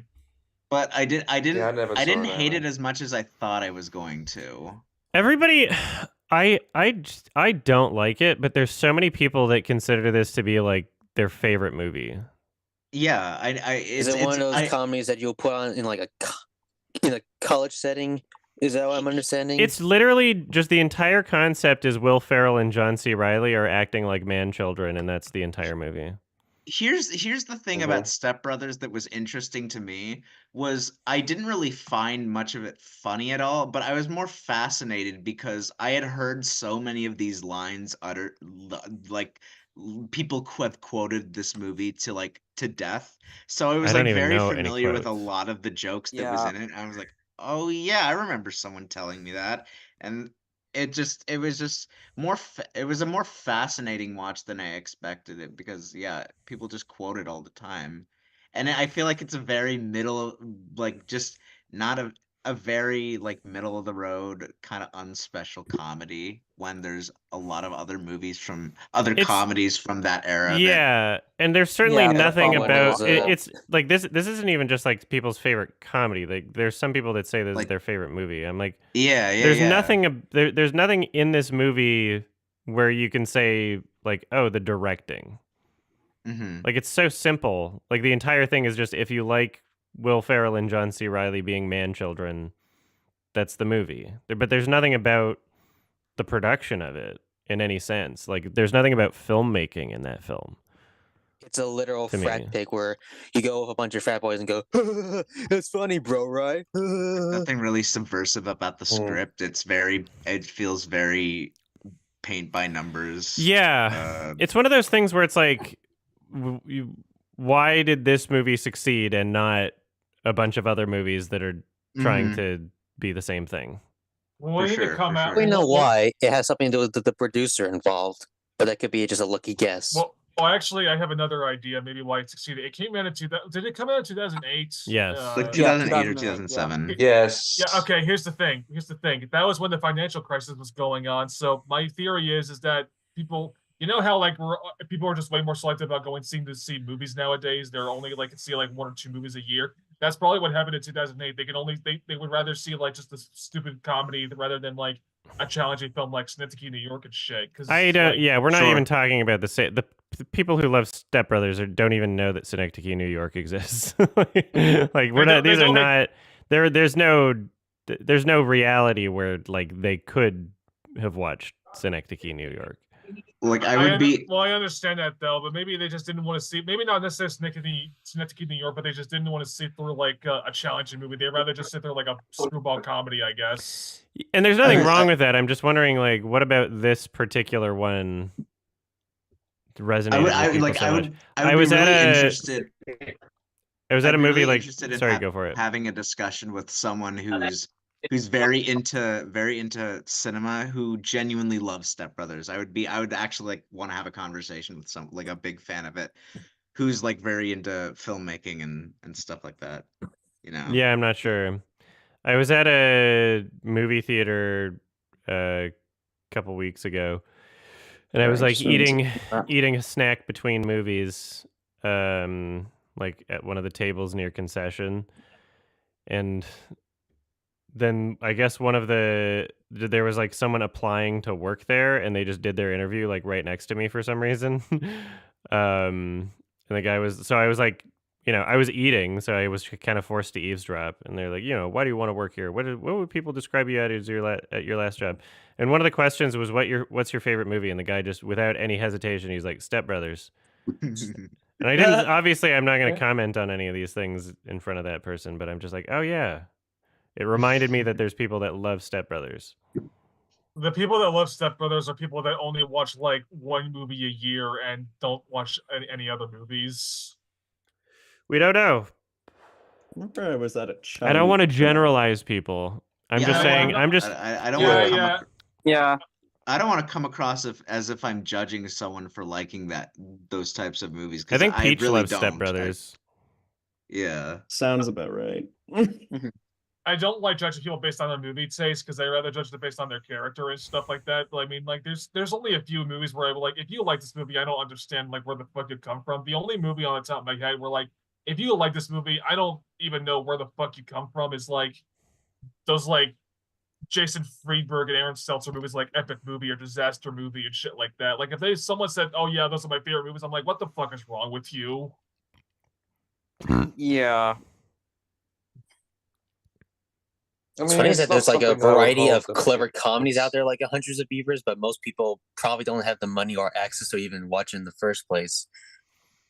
And I'm the person who has watched a lot of clever comedies out there that nobody's ever seen. Fucking Walk Hard was a much better John C. Reilly joint with almost like, like some similar aspects in terms of the type of comedy it's going for, but just I love the parody aspect. Like Walk Hard would appeal to that type of audience. Yeah. Yeah. Walk Hard is a much better film. Never seen Walk Hard. It's really funny. It's like a parody of music stuff. Yeah. What is it about? It's like a parody of Walk the Line. Yeah, it's a funny movie. If you really want a parody of music stuff, I highly suggest This Is Spinal Tap. That's a good one. Yeah, I still need to see that one. Yeah, I still need to see the. Yeah, I haven't seen that one yet. Me either. I've seen This Is Spinal Tap because my dad loves that film a lot, and it's actually like, it's the first movie from Rob Reiner, the director of Princess Bride and a bunch of other shit. It's actually surprisingly holds up super fucking well for a movie for a mockumentary that came out in the 80s. It's one of the best directorial debuts I've ever seen, in all honesty.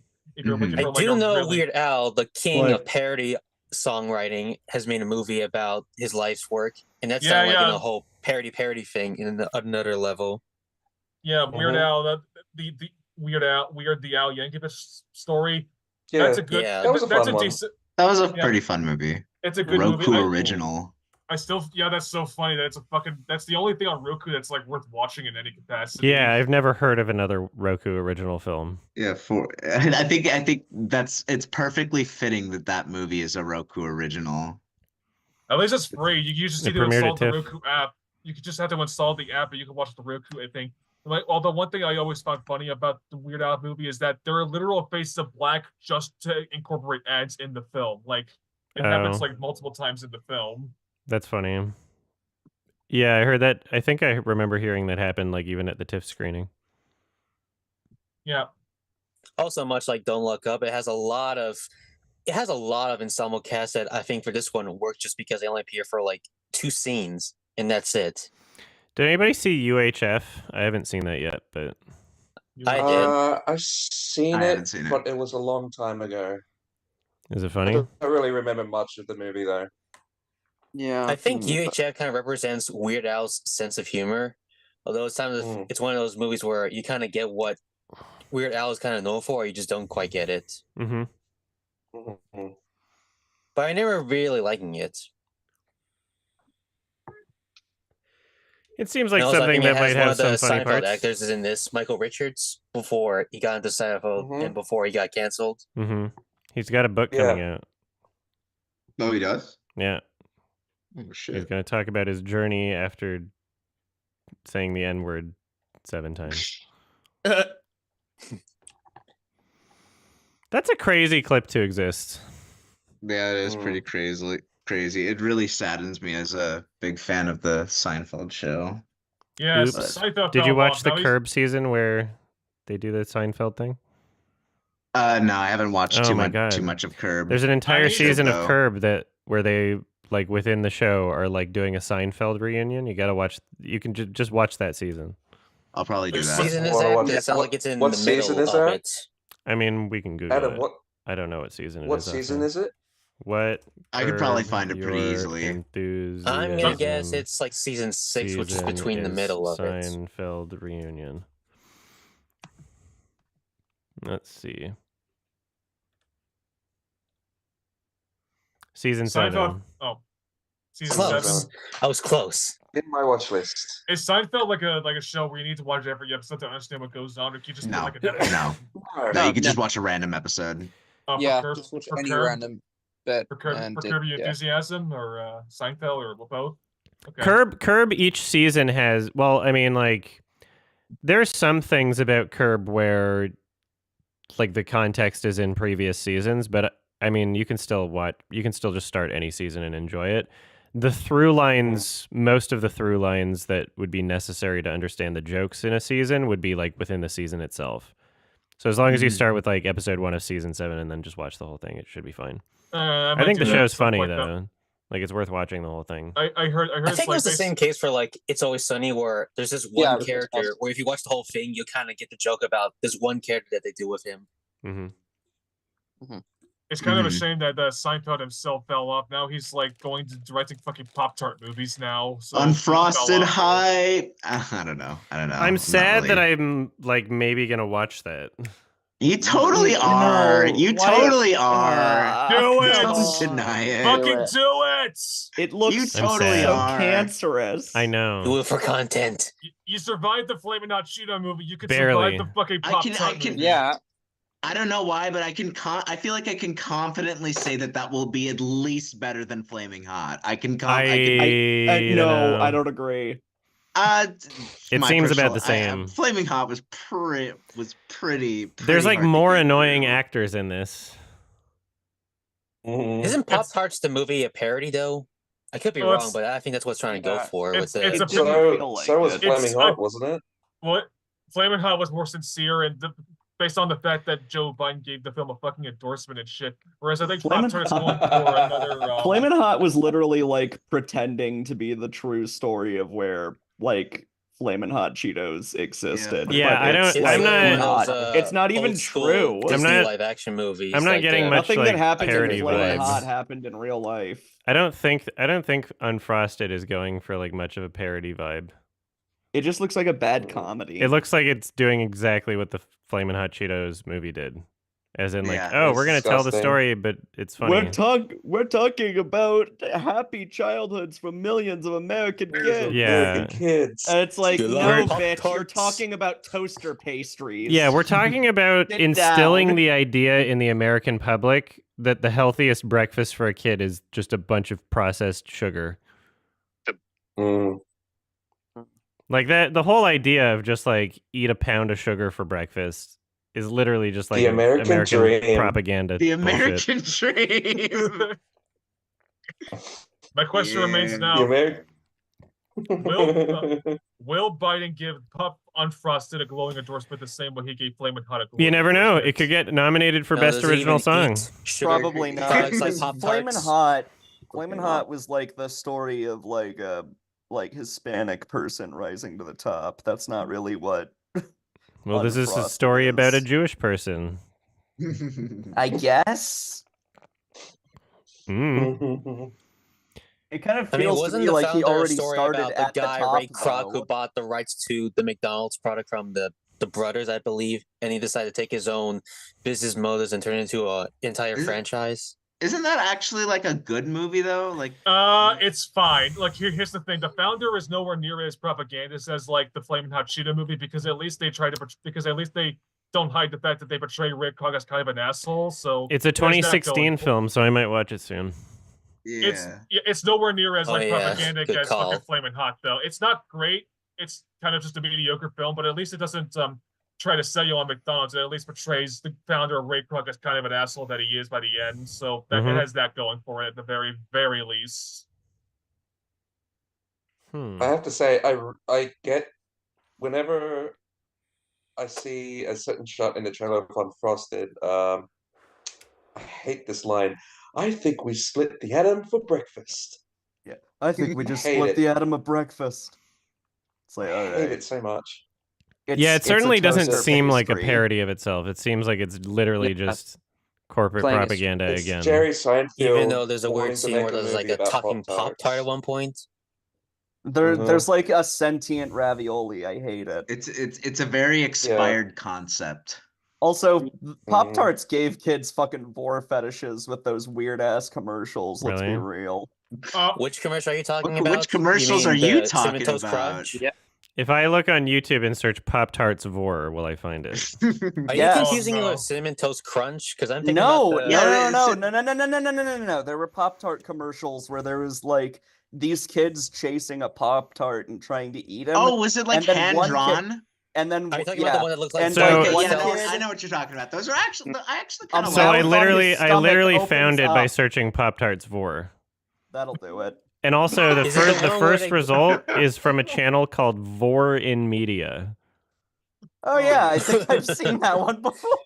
There's a channel Yeah, called that's Vor in a Media. popular kind of channel. God, you just remind me that I just come across this weird content channel where it's just nothing about cartoon characters being hypnosis Or fattened up. or just butt shots or sneezed. Damn, there's a lot of these things, and I can't just understand who the hell all these clips just for the content. Other than the fact there's probably some Enthusiasts. pervert out there just wanting to see this stuff for real. I mean, yeah. I mean, It's yeah, just it's a enthusiasts. fetish. If that's your the whole thing, point. you collect it, and that's what you do. There's channels that just collect like every time someone farts in a kid's cartoon. Oh yeah, I forgot about that. Didn't you find something like that on That's weird. stream? Yeah, you Yeah. found furry. All right. Well, Total drop. Vor in Drama Media has a Island ton did of something, content. Yeah. Yeah. Yeah, I know. Fucking Batman Beyond. What's It's their actually most kind of- What's their most Vor popular almost video? Kinda, like, Let's see. shocks me because like it's so ghastly. I remember there was like one I saw of like this fucking Chinese cartoon where this like dragon dude like eats a manta ray alive and then like crushes him inside of him. And it's like, this is for children. What are you doing? Was it This is was it like fucked. There's Jake Long, their American most Dragon or popular something? video is Jake Long will give you a their TF most popular for video sure. is from a show called Zig and Sharko, I've season 3, probably episode 12, and her tummy is smiling. And she gets big and chases and eats a piece of wood. See, some of this I don't even I wouldn't even consider this as vor, really.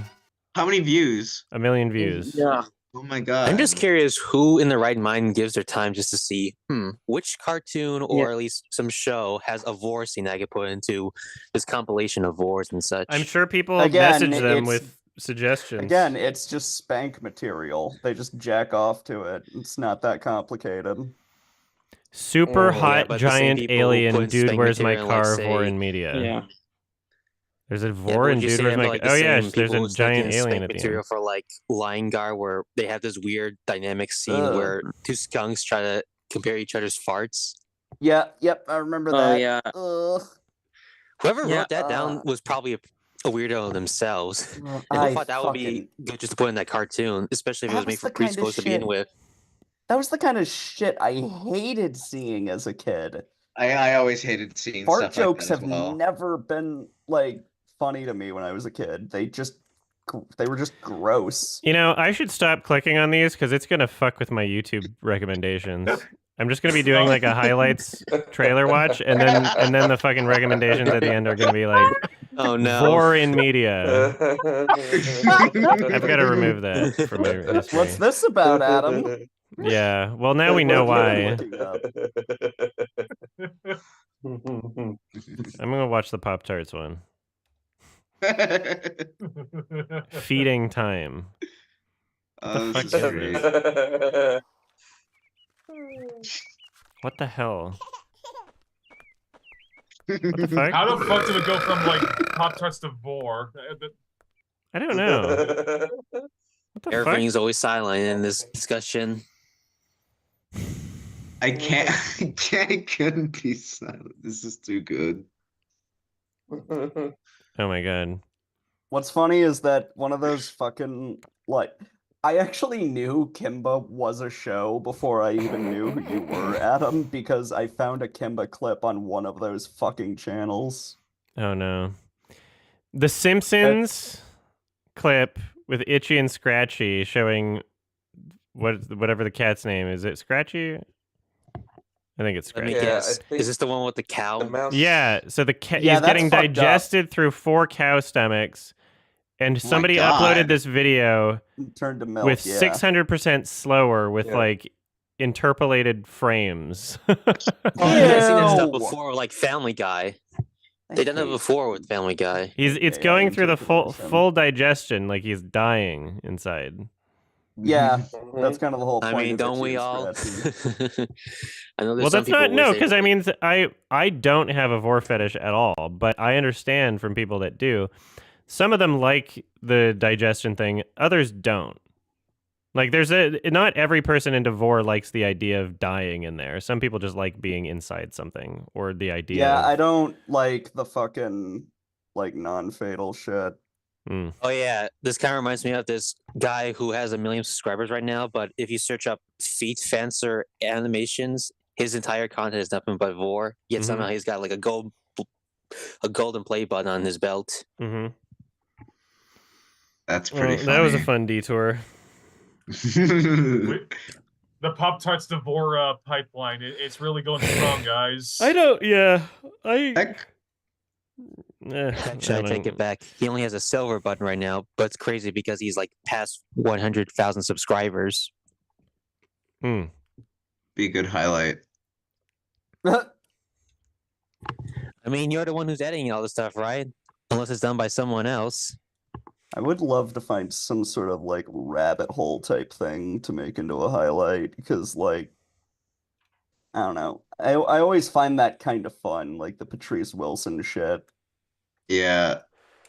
It's just there are things. Rabbit holes are something you stumble upon. You don't really go looking for it. It's like a story in its own thing. It's in its own right. As it slowly unfolds, the deeper down you go. It's the equivalent to the person trying to figure out who's the Zodiac killer. Kind of. Definitely. All right.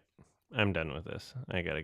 Yeah, you gotta stop with the vor. Also, go into your YouTube history and delete those. It was on the Watch Alongs channel, so. Oh, great. So now if you're logged in as a manager, as you often are when you do highlights. Yeah, I usually change it. Yeah, look for a couple Easter eggs. Yeah, who cares? It's just vor. It's funny. It makes it funnier. There are so many YouTube rabbit holes you could fall down that it's like impossible to really think of like one specific one that you could. I found one on stream once, and I think I highlighted the Twitch bot of it, where there was this fucking playlist. It was called like The Lion Kid full movie or something like that, and it's like, what the fuck is this? And in it was like pretty much everything except The Lion King. And I guess there was like a knockoff fucking thing called The Lion Kid. And also Adam's review is on there of Lion King. It's like, what the fuck is this? And one of them was like a weird, like Indian, like Bollywood animated Is it film. this? What the fuck? Yeah, that's one of them. That's one of them. That was one of the ones that was there. There's also the Lion Kid too. What the? You sure that isn't just a fake movie or like a AI art doing it? It's a real movie. This is a letterbox, so is it worth watching? It's one of those like video Brancato kind of films, you know. Is it worth watching? I only skimmed through it. It didn't look good.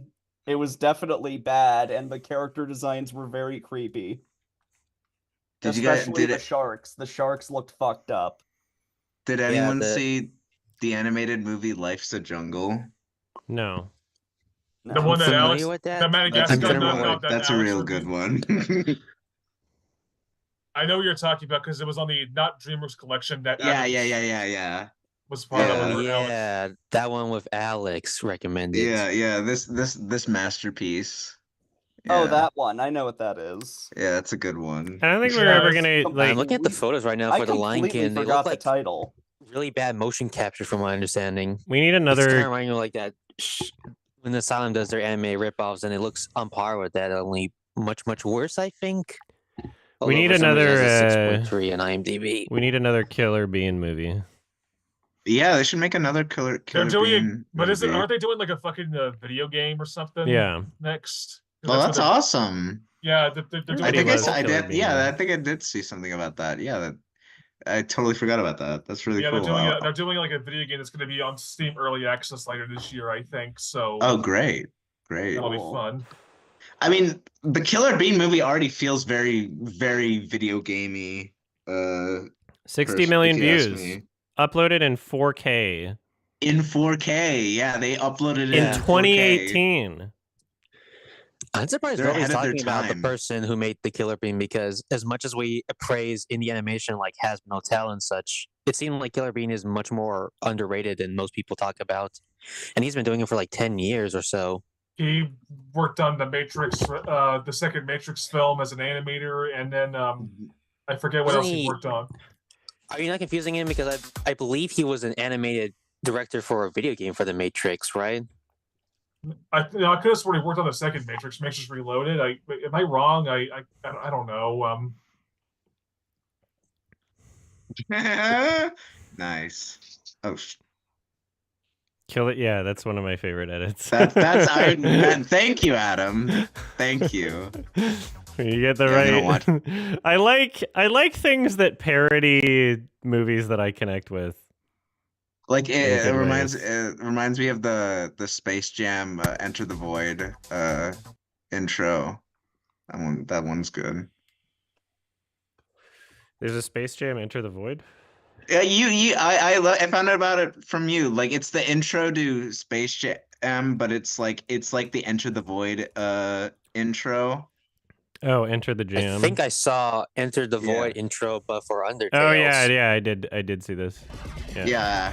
I was like, I found out about it because of you. Because you can't. There's similarities for sure. Yeah. I like things that parody Gaspar Noé. Yeah. People are starting to take notice after Climax, that's for sure. Yeah, Climax is incredible. Yeah, Climax is a fucking incredible movie. Yeah. I love it. That's a movie that I can just watch a million times. I can just put that on. I love the energy to it. Yeah. I really need to see it. It's not for epileptic people, but same with every one of his films, I guess. I think it might be my favorite of his, but I have a really soft spot for Vortex, personally. But I think Climax is probably a better movie. It's probably his best movie. Right? I would say so. Yeah. I didn't. Wasn't it like their thing about how Angry Joe called it one of the worst movies he's ever seen or something, and he put on his worst of the year list? Angry Joe is a normie. He's a nerd, bro. Angry Joe just loves DC Comics. He loves Suicide Squad. And sometimes critical about video games. He's a funny character. I mean, outside from movie reviews, what does people even like Angry Joe when he talks about video games the most? Because from the few clips I understand, it seems like he's I very have a critical friend about, who like, likes say, Angry Joe. microtransactions. He's very critical about that. I mean, from when I used to watch him, he kind of my biggest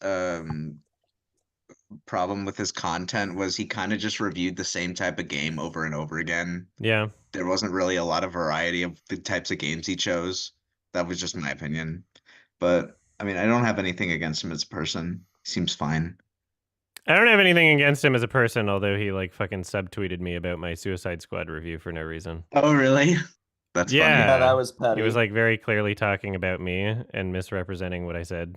And just getting like, it was one of those like, why do you feel personally offended that I didn't like the movie sort of things? I wonder if Angry Joe has ever done a review on the Suicide Squad, the James Gunn one, because after like 6 years at this point and seeing that this one is much doing better praise than this one, he must have reevaluated the original Suicide Squad after saying, what the fuck is everyone's problem? This is a very good movie 60 years ago. Yeah, I don't know. I'm just kind of at this point, like really tired of the amount of channels that exist that have like such a narrow view of what a movie or entertainment can be, and it's all just through the lens of Marvel and Star Wars, and that's it.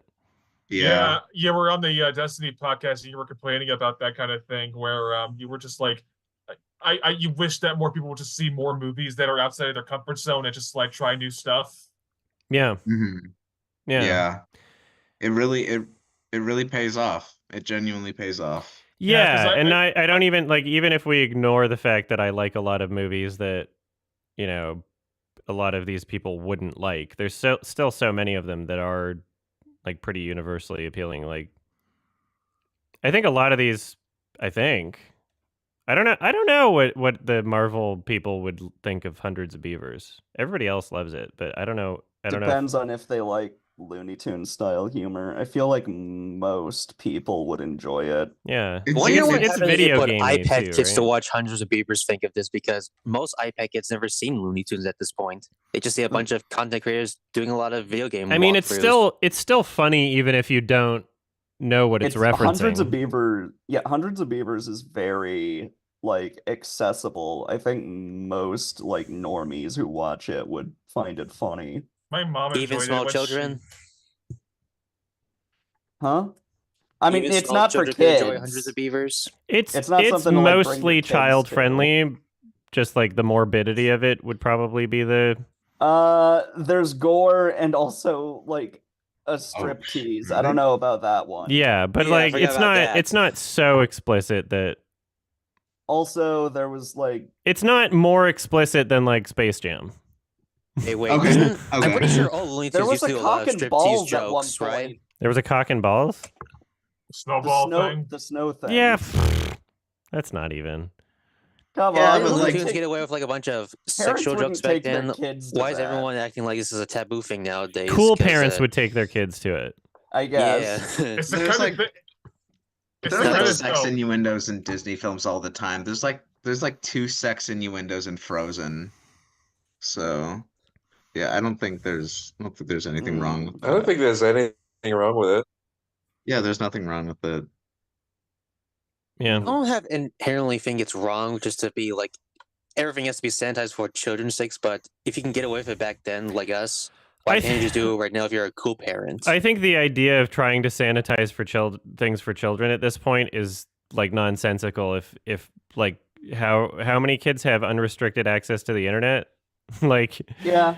Apparently parents aren't using the parental controls anyway, so it just seems like, okay, well then why does anybody give a shit at this point?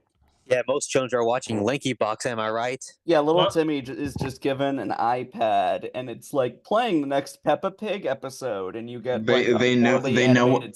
You have a poorly animated scene of like Peppa fucking hacking up her fucking brother. Or even if you have it set to the YouTube Kids app, they're still finding like fucking Wonder Shows and an Xavier Renegade Angel and B-Stars. B-Stars. A B-Stars sex scene and the Ghost Story English dub.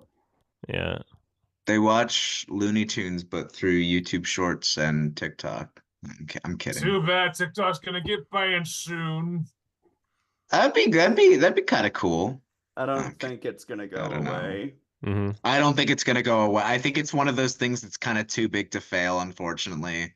TikTok? I just Yeah, theoretically, like if let's say they don't get like a US subsidiary to keep the company going in the US, which they probably will. I don't know why they would want to not have the US as a market. But let's say they didn't do that. I feel like that would just spark enough kids being able to like download an APK file or something. I think people would have workarounds that would exist unless they're on iPhone. And then wouldn't that be funny if the end result of this is that iPhone sales fucking plummeted and every kid needed to get an Android to get TikTok? That'd be so good. APK. That would my be god. so weird. That would be so dystopian. That'd be hilarious. There's a lot of like fucking I hate viruses iPhone. if you go looking for like APKs. Sometimes. Oh, I'm sure. That's why I was scared to download it. Like even like my best effort at trying to find like the Max app for my phone, I was like, did I wind up actually installing an APK file? I was like scared to do it. Yeah, I think I did. I have Max on my phone. Max. But it's fine. Yeah, I think like I think I was helping you find it. Yeah. That seems that's like a now I can watch Velma memory. season 2. Oh, good for you. You never even watched season 1, but all right. What are you talking about? I'm the biggest fan. Yeah, the biggest Velma fan. Mm-hmm. Thank you for not doing a watch along for Velma. It seemed pointless. I feel like when like literally everybody is just like, you know, like it was just what could I possibly say about it that everybody else already hasn't? Well, I feel like your trailer reaction, you said everything you could have possibly said about the show. Yeah, even if you watched it's like more of that. You hit the nail on the board pretty hard with that. Yeah. I started watching the ending clip where you kind of run off of Space Jam New Legacy, which at the time I felt like maybe you're being too hard, but now after seeing all the things about Space Jam 2 being not very good, I think we agree you left out in a very positive note. Space Jam anal. Yeah. There is the dilemma. Oh. I was going to say, I'm going to end the Hangout pretty soon. And then I'm either going to nap or shower or both. And then I'll probably do some 2016 movies today, is what it seems like, unless I do some current shows or something. But we'll see. I'll probably be doing some watch-along stuff. Do we have any final questions and comments I can go through, everybody? I do. I have 2 things. Should I go first, or do you want to go first, Travis? I can go second. All right, I have 2 things. One's a question, and then more of a follow-up question to the last Hangout, and then the other thing is an Animate Pals recommendation. It's a spicy one I have, but so the first question is kind of a follow-up question to like the last Hangout, where I talked about how like there's plenty of movies out there where like it couldn't. You know how I talked about how Zone of Interest reminded me a lot of like what's going on in like the Gaza Strip. I felt the complete fucking opposite when watching Civil War, where like I just could not get invested in this, and I kind of felt frustrated of like, why are you setting this in America in the first place when like, how divided America is? Why the fuck are you not taking any political stance or just being kind of chicken about it? So my question has that ever happened to you where like you wish that a movie would take a better stance on like a subject or like would explore subject matter a lot better? I mean, like, there's if that's the movie Alex Garland wanted to make, then make that movie. But I feel like the timing and the title and the marketing was just like, okay, you're clearly being opportunistic and capitalizing on this idea. And then if all you have to say about it is just like, oh, it's bad to fight each other and media can be bad too, then it's like, okay, well, what was the point? It's, the implication was that it was some sort of like necessary message to get out to people at a point in time, but it really wasn't that. So I don't know. It was like a fine movie, but it was just kind of like mindless in a way. All right, I'm going to get going. All right. Have a good one. All right. Bye, Olivia. Later, everybody. Bye, Olivia. Bye. Take care. All right. As I was saying, so yeah, like Civil War, I wish it did take a better stance on something like this. But I feel like I guess like it being the movie, it's a movie I want to rewatch at some point, maybe give it a second chance. But I feel like releasing a movie at a time like this is just not the best opportunity. So maybe it could have done a better job at that. And there are also plenty of movies where like I wish it to deal with the subject matter a lot better. And then the second thing I have is an Anime Pals. This is the spicy thing I was teasing about. And what I'm going to recommend is not actually a movie, but a TV special, a 30-minute TV special. Okay. Are you familiar with the TV special called Cartoon All-Stars to the Rescue? No. So this has some, yes, 1990, and it has like an extremely funny history surrounding it. It's basically like they marketed this special as essentially like, oh hell yeah, you're gonna see Bugs Bunny and Winnie the Pooh and Alvin the Chipmunks and Garfield interact with each other. But the thing is, and then it turns out the entire thing is just an anti-drug PSA. Like the entire special is just like basically guilt tripping this teenage boy, being like, hey, don't do drugs. And the reason I find it fascinating is the fact that sorry, I have a speech impediment. That's okay. It's the fact that like a lot of the creators of these cartoons did drugs. Like I don't know if you know about this, but like some of the Smurfs characters are in there. But the thing is though, is that the creator of Smurfs was a notorious alcoholic. And here's another fun fact: he did mushrooms, which is why mushroom houses are in the Smurfs cartoon. Oh, that's funny. It's funny that he's doing literally this that Smurfs are in this anti-drug PSA thing. The entire thing is like and also like Bugs Bunny's in there, you know, and there's plenty of Bugs Bunny cartoons that involve drugs, so it's just kind of funny being in there. It's like kind of this the entire thing's free on YouTube. You can get it, it's only like 30 minutes long, but I recommend Anime Pals because it's like such a fascinating special. And also we were talking about Boar earlier. This special has a shit ton of gore in it. Okay.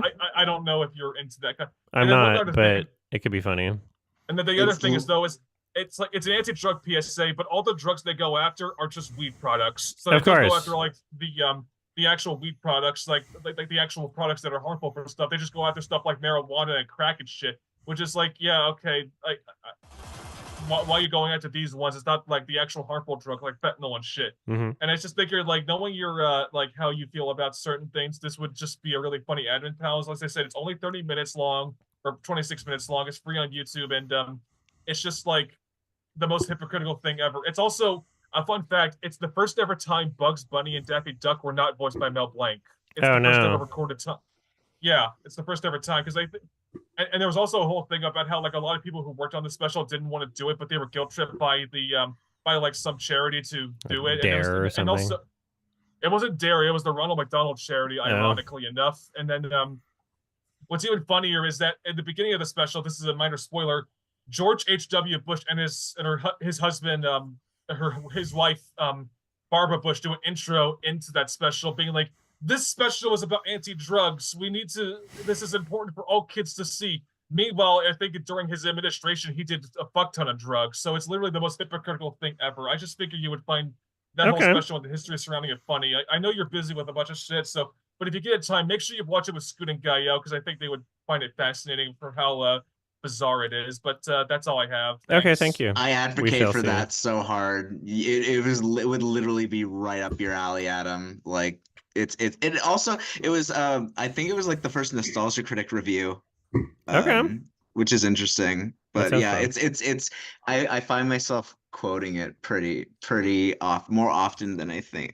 What's this? A joint? What's this? A joint? It's so good. It's so good. I'm looking forward to it. Hearing Simon saying marijuana is probably the most creepy thing I ever hear. Travis? Oh yeah. I just wanted to quickly mention today's my birthday. Happy birthday! Oh, happy birthday, Thank dude! you. Happy birthday! Thank you so much. This was like I'm not gonna go on too much of a tangent, but this type of energy and this type of call was the exact thing that I needed today. So yeah, like I'm actually like in a really great mood now, and I wasn't in a very good mood earlier today. So this week I really appreciate this. This was like really fun. This was really good for me. Of course. Happy birthday. I enjoy doing these a lot. I literally have working my schedule around to do these because I'm off on Fridays, and this week has just not been the greatest because I've just been procrastinating a lot, and also like just been kind of depressed about what's going on in the world. So doing these calls is always really fun, and for me, it always gives me life and energy. I enjoy doing these. Yeah. Good to hear. Yeah. I also got for a special occasion, I got this giant donut for That looks like for breakfast. That's Oh great. no. So shout out to Factory Donuts in Washington. Nice. Yeah. Yeah. Yeah, it was a good, really, really good day so far. So yeah, I just wanted to say that. Thank you so much. Thank you. Yeah. Jay. So I want to recommend something for. I'm not just going to be included for Sardanicus, but I wonder if by any chance you could probably rewatch the Amy Winehouse documentary Amy from 2015, especially that they're doing this. They're doing one of those musical biopics about Amy Winehouse called Back to Black coming soon or very soon in my area. I think I should be rewatching it for my. Oh wait, no. I think I put it on my 2015 list, so it wouldn't be on my 2016. Yeah, I believe it's from 2015. Yeah. I'm just saying, just because there's this new movie that's about Amy Winehouse that people are calling out how this feels a little. Yeah, I don't even know if I'm going to see the misrepresented. new Amy Winehouse thing though. Yeah, I think it's got like a split 50-50 score. Yeah, on it. I don't know if like it seems like I don't know if I'm even going to see it. It's from the same What's it director as called 50 again? Shades of- Back to Black. Back to Black. Okay. Oh, is it out already? It's out in By the the UK, same I director think. who did 50 Shades of Grey. People aren't but loving it. Then again, he did Nowhere Boy, which is about the young life of John Lennon, but it's to be expected with musical biopics after 2018. Yeah. Yeah, we shall see. It's all Biopics funny are that out. between this and this, what's that Jamaican movie that's making a lot of money despite having mixed receptions? Both of the Was it One IMDb Love? rankings has like very high. Yeah, Warm Love, I guess you could say. Both of the IMDb's have high ratings, even though they kind of look generic and boring. Yeah, I guess people just really love I'm the not musical gonna. artists. Yeah, a 6.3 user rating is nothing to be excited about. And especially if it's just like, oh, people who like the musician will probably maybe like the movie. That's a 43 Metascore. I saw that it was in theaters and I didn't care, so I'm probably never gonna watch it unless it gets like an Oscar nom or some dumb shit. Yeah, the Oscar nomination is for the song at the very end, which is usually the case when it comes to Oscar song candidate. Fucking, I actually, going back to the that fucking Pop-Tart movie thing, I looked at who's writing the songs for the film. One of them is apparently a songwriter who worked on Barbie. Oh. Oh, really? Yeah. Okay. Is it the one who's doing I'm Just Ken, or is it just going to be Billie Eilish? Is it Mark Ronson? Yeah, he worked on the Pop-Tart film. So it'll probably get a fucking nomination for original song. Okay. I don't even care. That means nothing to me. Did you have something else? No, you're still gonna watch it. No, that's pretty much thank you. it. Just a recommendation that will probably never happen. But it was worth a try. So Kiki, we're doing the final questions and comments. Hello, Joe. Did you have anything to say also? Not entirely that much. I think I'm probably gonna get going soon myself. So no worries. Kiki, did you have any questions or comments? We're just at the end of the hangout. Yeah, sure. Yeah, so I'm actually gonna go see Challengers after this, and I was wondering where it stands in the Scrubadingo catalog. I mean, I gave it a 9, but I would want to see it again. I think it's like a low 9. Okay. It's like it's difficult to rank because it doesn't feel the same as like Call Me by Your Name or like I Am Love.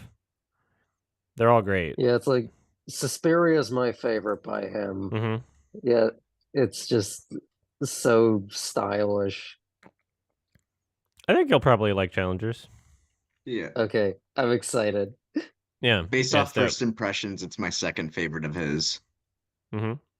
Oh yeah, also, be sure to renew your TIFF membership with the early bird thing. Okay, good. You're good. Yeah. And I got 1 tier higher than normal this year. Oh shit. I splurged a little. to avoid the shit show that was trying to get tickets last year.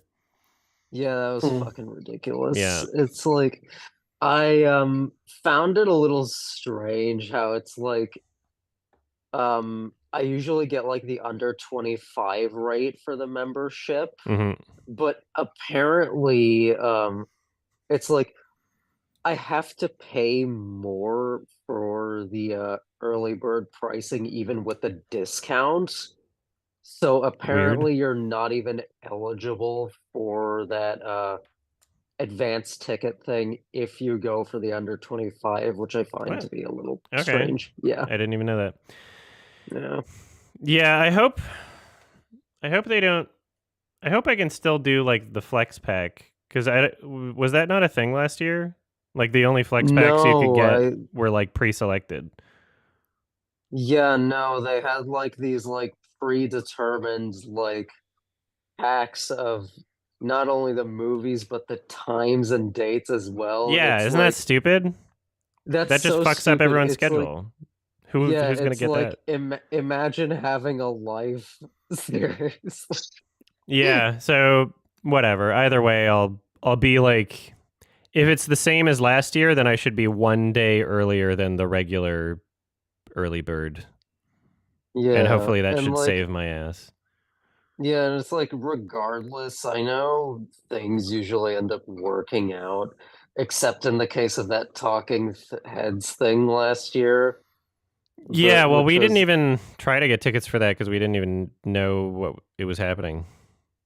Yeah, it's I it should've. turns out that yeah, it's like at least 60-70% of the theater was reserved for like industry people. Yeah, that's unsurprising. Yeah, so it's like fuck. Yeah, I'm anything that I wind up not being able to get tickets for, I can probably do like a press screening for. Yeah. Which is nice. It's my privilege. You're special. You're a special boy. Okay. Well, I'm gonna stop the stream. I'm gonna maybe nap, maybe shower, maybe both. I don't know. And then I'll probably do watch along stuff, maybe a bit of editing. All right, thanks for having us. Of course, thanks for hanging out. Thanks so much for having us. See you next Hangout. Bye. Bye. Bye, guys.